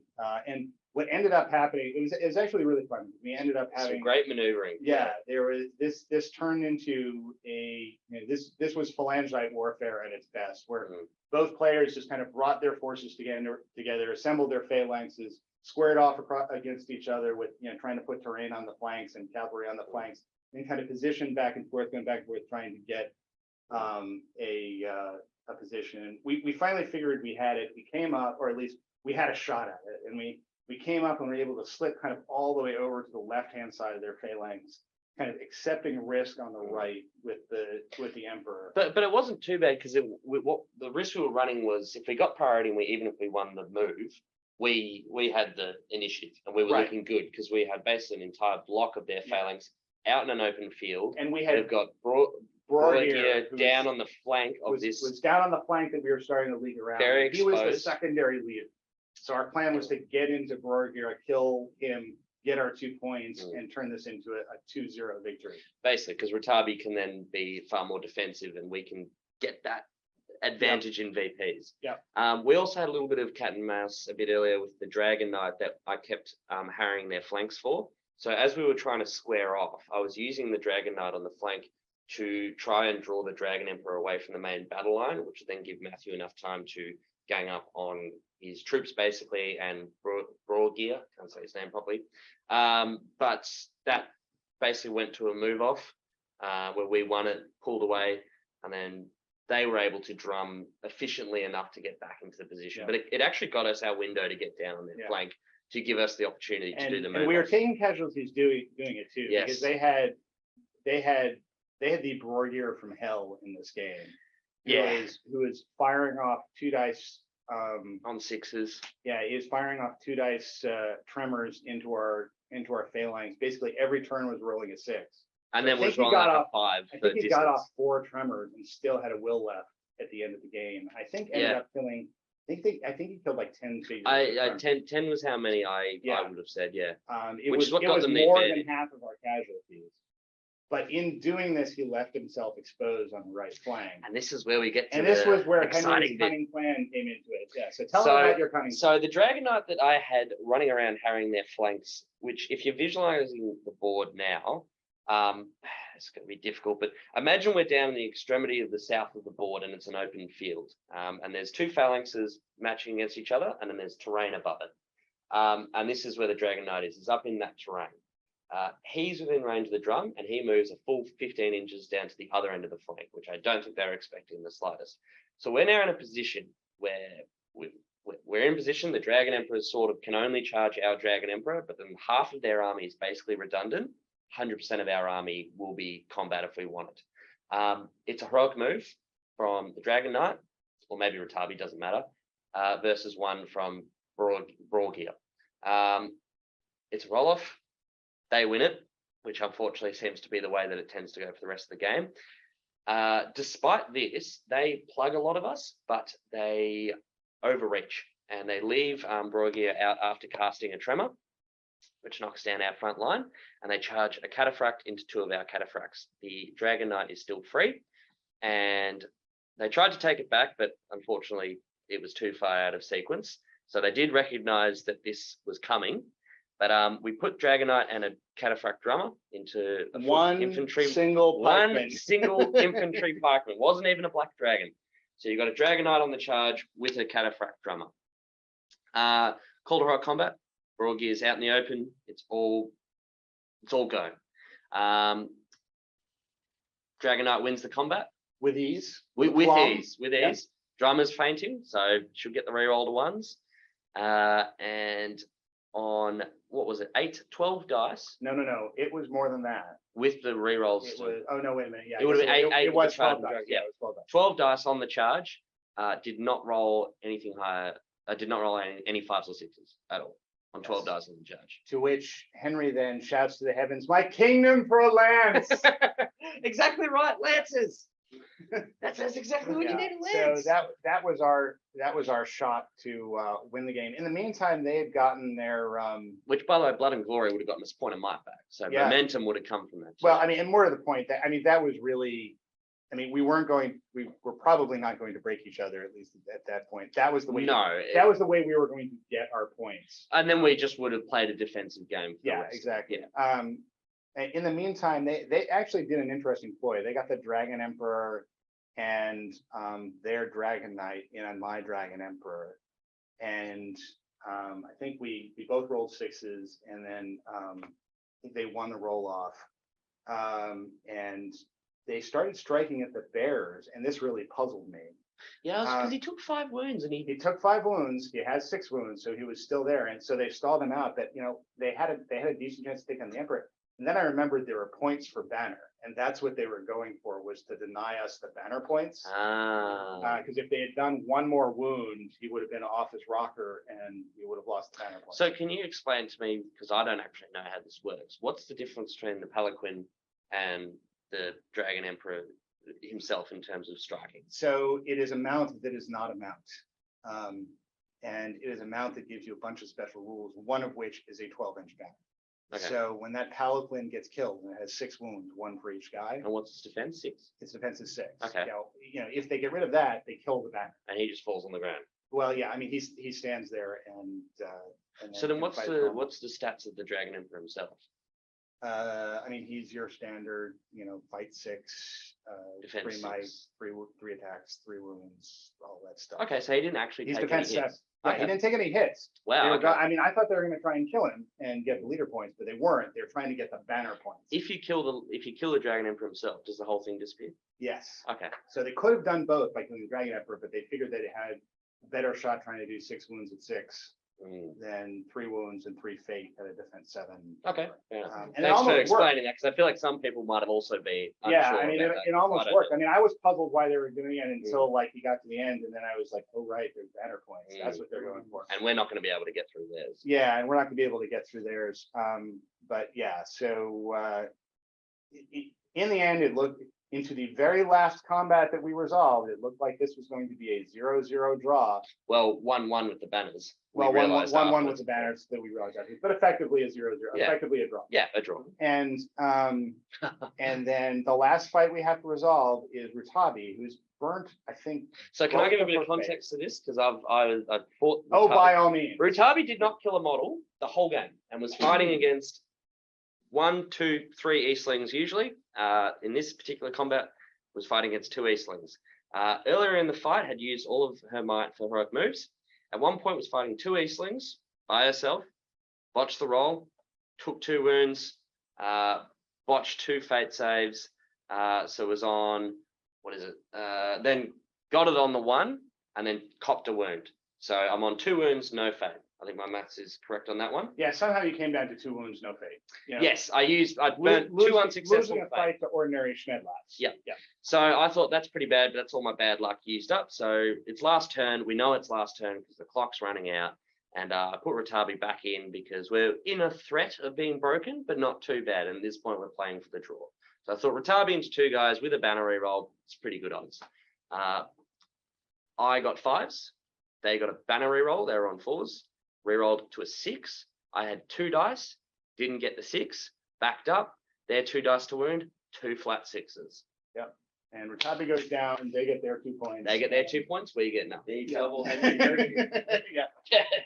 That has to be 1 dice. So That's how it works. there was one other amusing, and this is our slow play story. There was This is other one fun. amusing incident from the game. So at one point, kind of toward the end of the game, none of this has happened with Rutabi yet, and Henry's, there was a lot of deliberation in this game. Oh, yeah. There's 2 players with identical armies, basically trying to figure out exactly the right strategies to use against each other, when everybody knows like what the strategies are. And so there's a lot of discussion. At one point, Henry goes, "Look, there's only 20 minutes on the clock here, and And we joined combat with 45 minutes left. yeah, So- and we need to move this along." And then one of the players goes, "But we're not trying to slow play. We just need to think this out." And there's a little bit of exchange, and I go, "Stop, wait. it's fine. You take the time that you need. Henry, come over here. I want to have a conversation with you. And I thought I was going to get a fatherly speaking to of you need to have good attitude and you need to not, to call out the players and And instead, I pull him over and I go, they could break us if this goes on for too long. You need to let them take as long as they want when they're making their moves. and he looks over and he looks at the numbers. He goes, "Hey, right." And then Henry playing it up goes back to the table and goes, "Look, guys, I really want to apologize. I was out of line, and you guys take as long as you want." And there's a back and forth that goes with this that takes up another 4 or 5 minutes. good acknowledgement. Lots of handshaking and fist bumping. Yeah, And we checked every rules inquiry after that. Well, no, we did. To defensive them and to defensive us, neither of us were slow playing. No, it was just the game going. It's But natural it was just one of those things where it's like there is no advantage to us to try and speed this along. So please stop doing it. Yep. It's that Australian blood in you to try Yeah. to finish the game, even when it's Well, not good for you. Bloody every other game in this tournament, both days I've finished an hour to an hour and a half early. Probably an hour early. So I've been having these huge breaks. So it was quite strange for me, frankly, to see the big clock being counted down. 'Cause I don't see that at all, ever.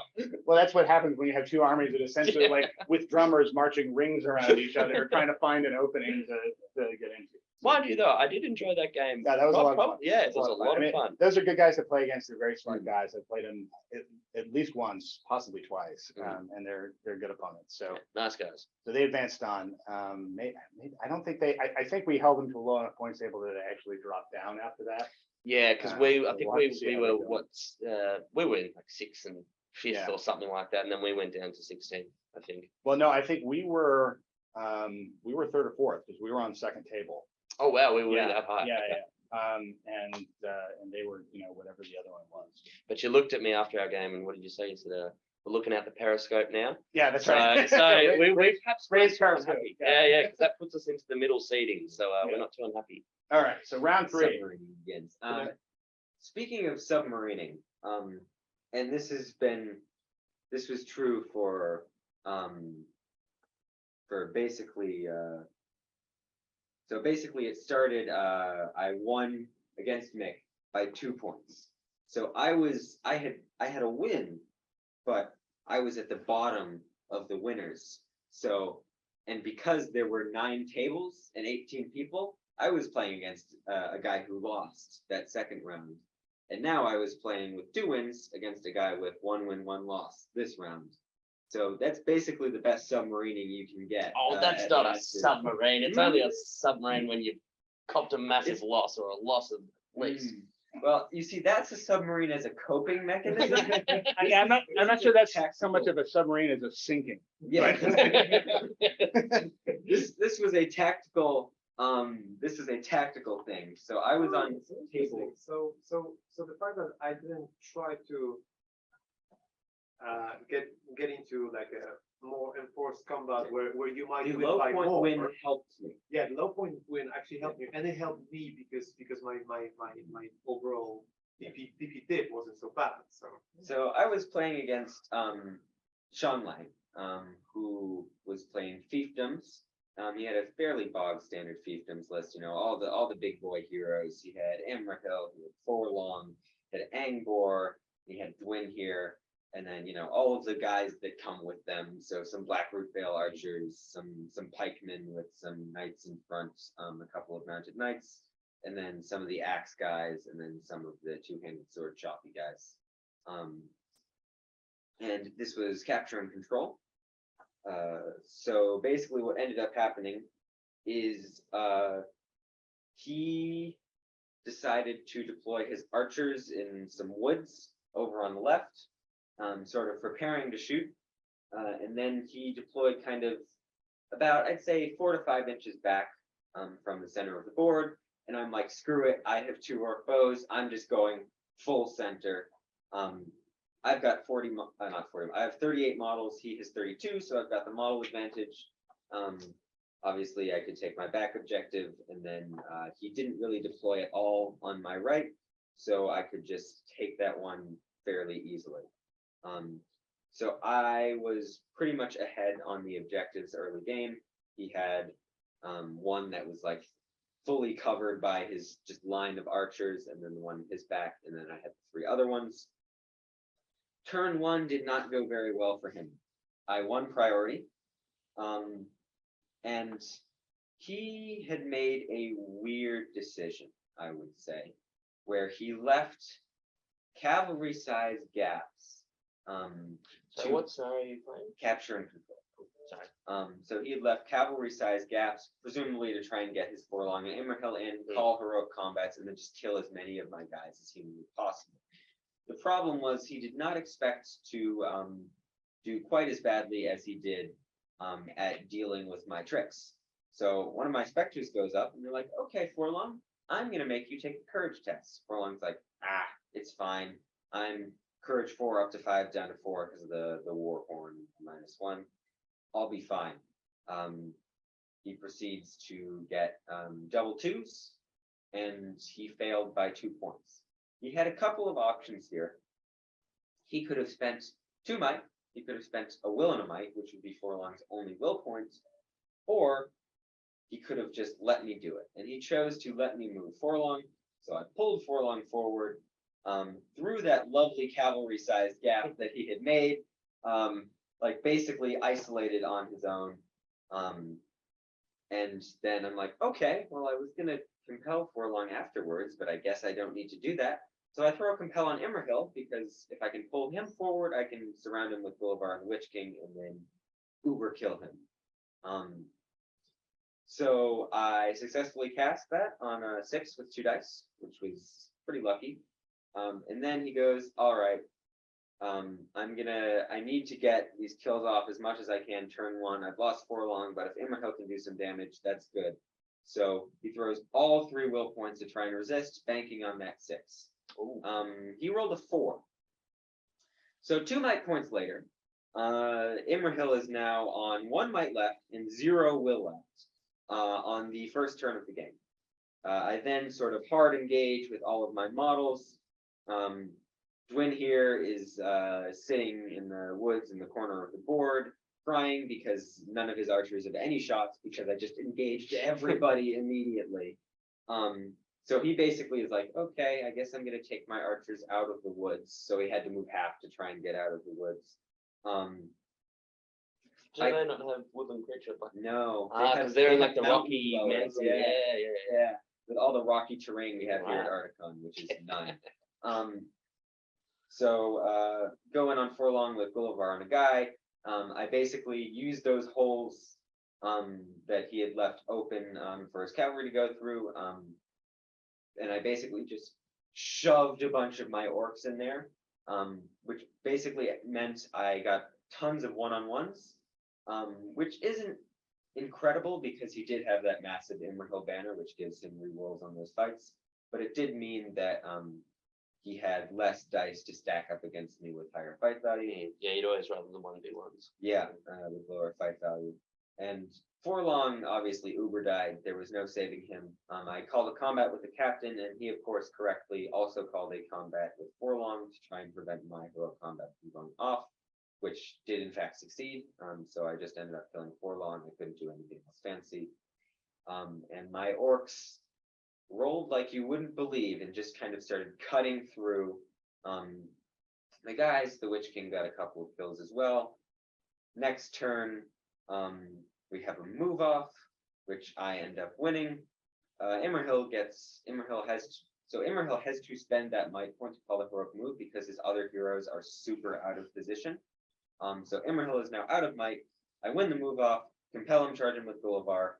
I have priority, so I charge all my guys in. And then because I have priority, I obviously do Immerhill's combat first, kill Immerhill, and there goes his ban. And basically from So there, you guys sort of not playing the objectives, just having a showdown in the we middle were- and we were then worry playing about it later? Some of the objectives, because in capture and control, the objectives aren't super spread out. It's the 5, isn't it? And then you Yeah, flip them. yeah. Yeah. So it's 12, 12, 12, 12, and then one in the middle. I just sort of left the one near the archers alone because I knew that whenever I sent somebody over there, they would just get obliterated. I had the middle one fairly secure because I had pushed past the middle. No one was going to be getting to my back objective. And then we just sort of played on. I did do that fun black dart trick where he won priority, pinned Gullivar with a guy, and then the Witch King's like, okay, black darts the guy out, and then Gullivar can move afterwards. So I managed to reposition Gullivar all the way over to his left objective. At this point, his archers have just abandoned their posts. Because entirely. they're all the low courage guys, aren't they? Well, Yeah. he hasn't broken quite yet, but he's like, okay, my archers aren't doing anything. I'm just going to throw them into combat. So Gullivar, on I think it's the last turn of the game, I did manage to break him. Gullivar runs on that objective. I've got my 3 objectives secure, and I managed to push some guys forward onto his back objective as well. And it ended up being a 12-0 because There's always yeah, it was a pretty big win, which in the 3rd round is pretty good. Because you know we both were on we both were doing pretty well in the tournament. So Nice. Can I talk about my game after your game? Because Sure. because the I had, climactic because ending. I had quite a special opponent. in Oh, this one, yes, on okay, the- all on right. the second One round. special man. We'll save that. Yeah, all right. So Henry and I's 3rd game was against Nick and Andrew, both of whom I had actually played against the day before in the qualifier. Yes, the women will complain. Just get on screen. Nick was the Bayonne played next to me. Yes, I played both the Bayern player and the Franco player. This was the moment when I realized that Franco did not in fact have a circle of kings during the entire game, that I thought he had a circle of king. So this was the I think it's the cornered scenario. So this is the scenario. Where there's no corners. There's no corners. It's all It's all circular. it's all concentric rings. There's corners on the board, you know. Yeah, but that's about it. So It's there's a circle. terrain piece in the center of the board, which in our case was some fortifications with 2 kind of open sides. It's the 2 Asgiliath stair sets. Yeah. Set opposite to each other. Yeah, so there's a 6-inch area in the center of the board that's kind of like the terrain objective. And one side's primary force, in this case, it was their Thranduil's Hall's list, which was Thranduil and a warband's worth of elves Palace guards. that deployed in the middle, basically fortifying this position. And then there's another concentric ring 12 inches out from the center where our entire army deployed. And our job is to basically wrest the center from our opponents and kill the leader of that force. And they actually get points merely by keeping him alive. And then once we have deployed kind of our force in the ring around the outside, the relieving force comes, which in this case was Grim Beorn and just Bayonnings. Yeah. like half a dozen 8 of Beornings them, or maybe. something like Yeah, that. 8. Yeah. There was, trying to come to the rescue. And we deployed, so there were basically 2 ways into this little fortress in the middle of the board, one on the east side, one on the west side. And we deployed the Dragon Emperor and a massive phalanx with Ratabi on the right side, And the basically drum. staring down Thranduil, who was there kind of like leading his, the ranks of his palace guard. And he had 2 cavalry around the back and some other guys up in the And fortification. his banner looking nice and out in the open behind those Yeah. 2 cav. So Henry took the Dragon Knight, all of the cav, and then a few pikemen for good measure. And his job, because he was the one who had enough movement to actually charge in and getting the combat. Turn 1. Turn 1. Yep.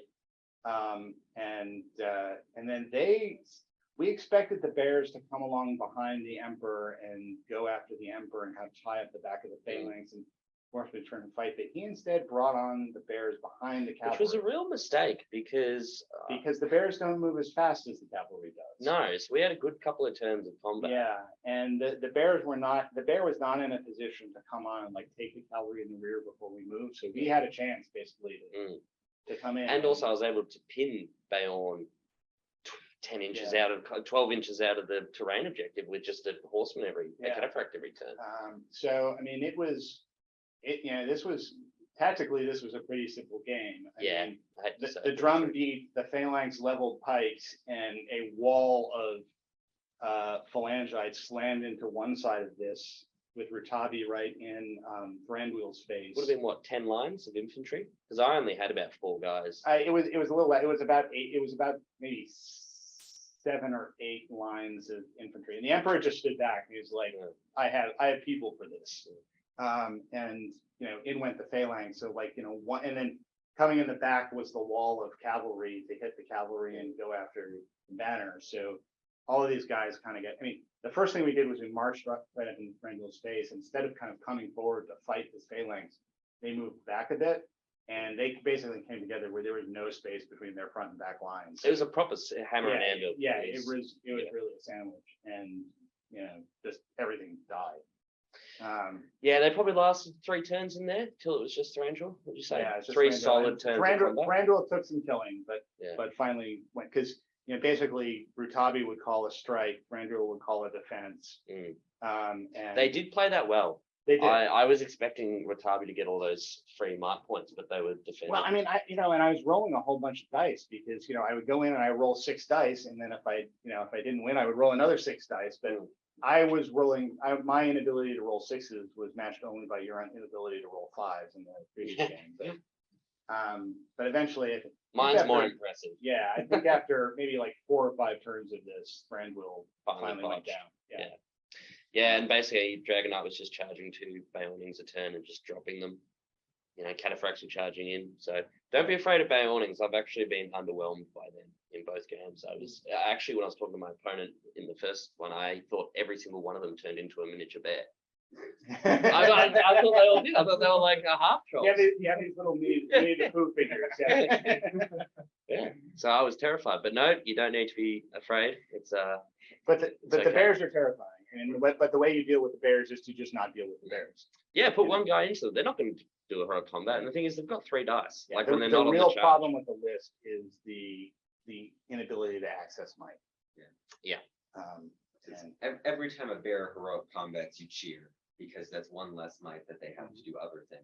Yeah, exactly. and they go into 2 more guys, and even then, there's a chance they'll And you're botch. almost always moving first because they don't want to spend their precious Yeah. might. And they don't get the banner on themselves too, don't they? Oh, I don't know. They on the Baeornings. Nick wasn't rolling for it on himself. So he was not using the legendary legion, so there may be some sort of quirk there. I don't know off the top of my head because he was allied, but I'll have to read up on it because I think I'm facing the Bears tomorrow. That's what we- Hopefully, you get a good scenario. yeah. So if you're playing contest of champions against the Lords bear, of Battle to the Death and Contested Champions Are all out of play? I think they're out of play. Or are they not? Yeah, because we played to the death. We played to the death round 1. So those 3 are out of play, which are obviously the worst scenarios. well, actually, to the death is actually okay against bears because you Yeah, have the you just approach sit back. march. I've, And I've, you can I've suck the bears I've off. beaten the Bears And banners. before. There are the Maelstrom scenarios, and sort of there could be recon. In any case, nobody cares about us beating up bears. So Yeah. tell your story, So, Mick. Yeah. Right, so We 12-0'd it, so we're on Yeah, our way back up. we did. Hey, So you know how, like, in an average tournament with like 18 players, if you've lost 2 rounds and you're playing like bottom or second from the bottom table, you expect that your opponent may not be the best player in the tournament. Instead, what happened? I show up and I happen to be playing possibly the best player who has ever played the game. 2-time world champion and 2-time EPC winner, Jay Clark. So Who looks at Mick, smiled, and says, "Mick, I want you to know I lost those 2 games just Yeah. just so I could crush you now." just so we can play together. So yeah, I showed up on table 8 out of 9, having lost 2 games, something to play someone else who lost 2 games, who was Jay. He was playing a very interesting McLaren list. He had Galadriel, Celeborn, and yeah, that was his only 2 heroes, and then just a bunch of elves. So he had something like 33 models, I believe. He deployed quite far back initially, so I knew he was going to cut by night. He had 10 bows, so I had to again abandon all of my shooting, which it seems like in every single game so far over the last 2 days I've abandoned my shooting. So I went forward, I lost some of my guys to shooting. Then yeah, well, combat started where for a very long time. First of all, Huron killed absolutely nothing, then died. Theodred, over the course of about 7 turns of being in combat, killed 1 guy. In the meantime, Legolas was trying to snipe off Galadriel throughout the game. Almost every turn using his might to actually cause a wound, including one time even using a might point to hit because I was like, well, I'm gonna cause a wound on a 4+, so I might as well do this. Initially I had 4 objectives and Jay only had 1. And I almost managed to win Galadriel after she passed all 3 of her reroll pay points. The combat started. He managed to basically kill a lot of my guys. It was very even for most of the game. We were about to break each other. Eventually, he broke first, but he also managed to like get through with his Celeborn, with his other guys, and actually he managed to contest the middle objective and my left flank objective before I broke as well. Then once I broke, everything started falling apart for me, including both my Legolas and Theodred running away from Courage Test. Oh, wow. Whilst Galadriel died fighting against 2 warriors of Minas Tirith. What? Don't know how that Yeah, happened. because well, Galadriel was down to was left Mhm. after all the shooting from Legolas. Gotcha. So simply lost combat against the warriors in that. So then Arutabi went the same Yeah, way. yeah. so then we had this really weird situation where the game normally ends on a roll of 1 or 2 after breaking, but the game wouldn't end for about 8 turns, to the point where everything was failing courage tests, and I managed to have my 1 remaining Rider of Rohan reclaim one of the objectives, giving me 2 and him 2. Then that Rider of Rohan passed his courage test twice. Then he ran into an elf who was standing lonely on an objective, and we had a situation where I had my 1 last Rider of Rohan on the field. He had Celeborn, he had a Sentinel, and this 1 elf. And if I win that combat and kill the elf, and the game ends that turn, then I'm going to win the game by claiming 3 objectives to his 2. And both of our leaders are dead by now. I rolled a 6 with my piercing strike, but he rolled a 6 by using shielding. He bounced me off, and then the very next turn I failed a courage test, so I got tabled in the end. But you can't win. after about like eight extra turns. But it was basically like initially there was even a moment when he actually controlled all 5 objectives, I think. Then I was like claiming them back, and everything was just running away. Everything was collapsing. Celeborn was actually fighting Legolas for a couple of turns, but Legolas won both fights. And then afterwards, he ran away. Theodred ran away. Everything else ran away on both sides pretty much.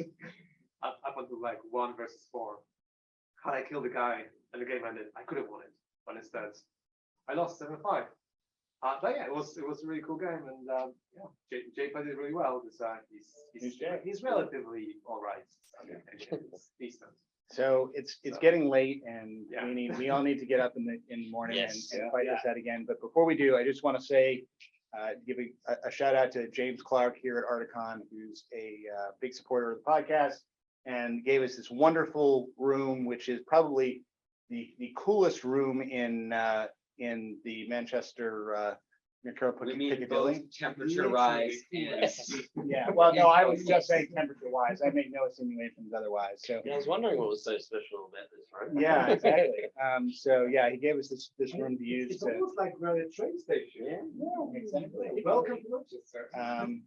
So anyway, thanks, James. Much appreciated. We're having a great time at your tournament, and everybody, you can probably tune in another week or 2, and you can find out to the question that I'm sure is eating you all up now, namely, which one of my 2 children will I bring back to the United States with me?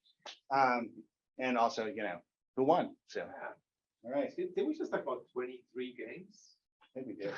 When's the Lion King? Yeah, that's- People are gonna be falling asleep halfway through this They episode. probably are, but in their defense, so am I. So if you've made it through this episode, congratulations. I know it's been tough, but thank you for sticking with us. And remember, everybody, Baron can't transform if he's overlapping a train piece. Goodbye. take the lance.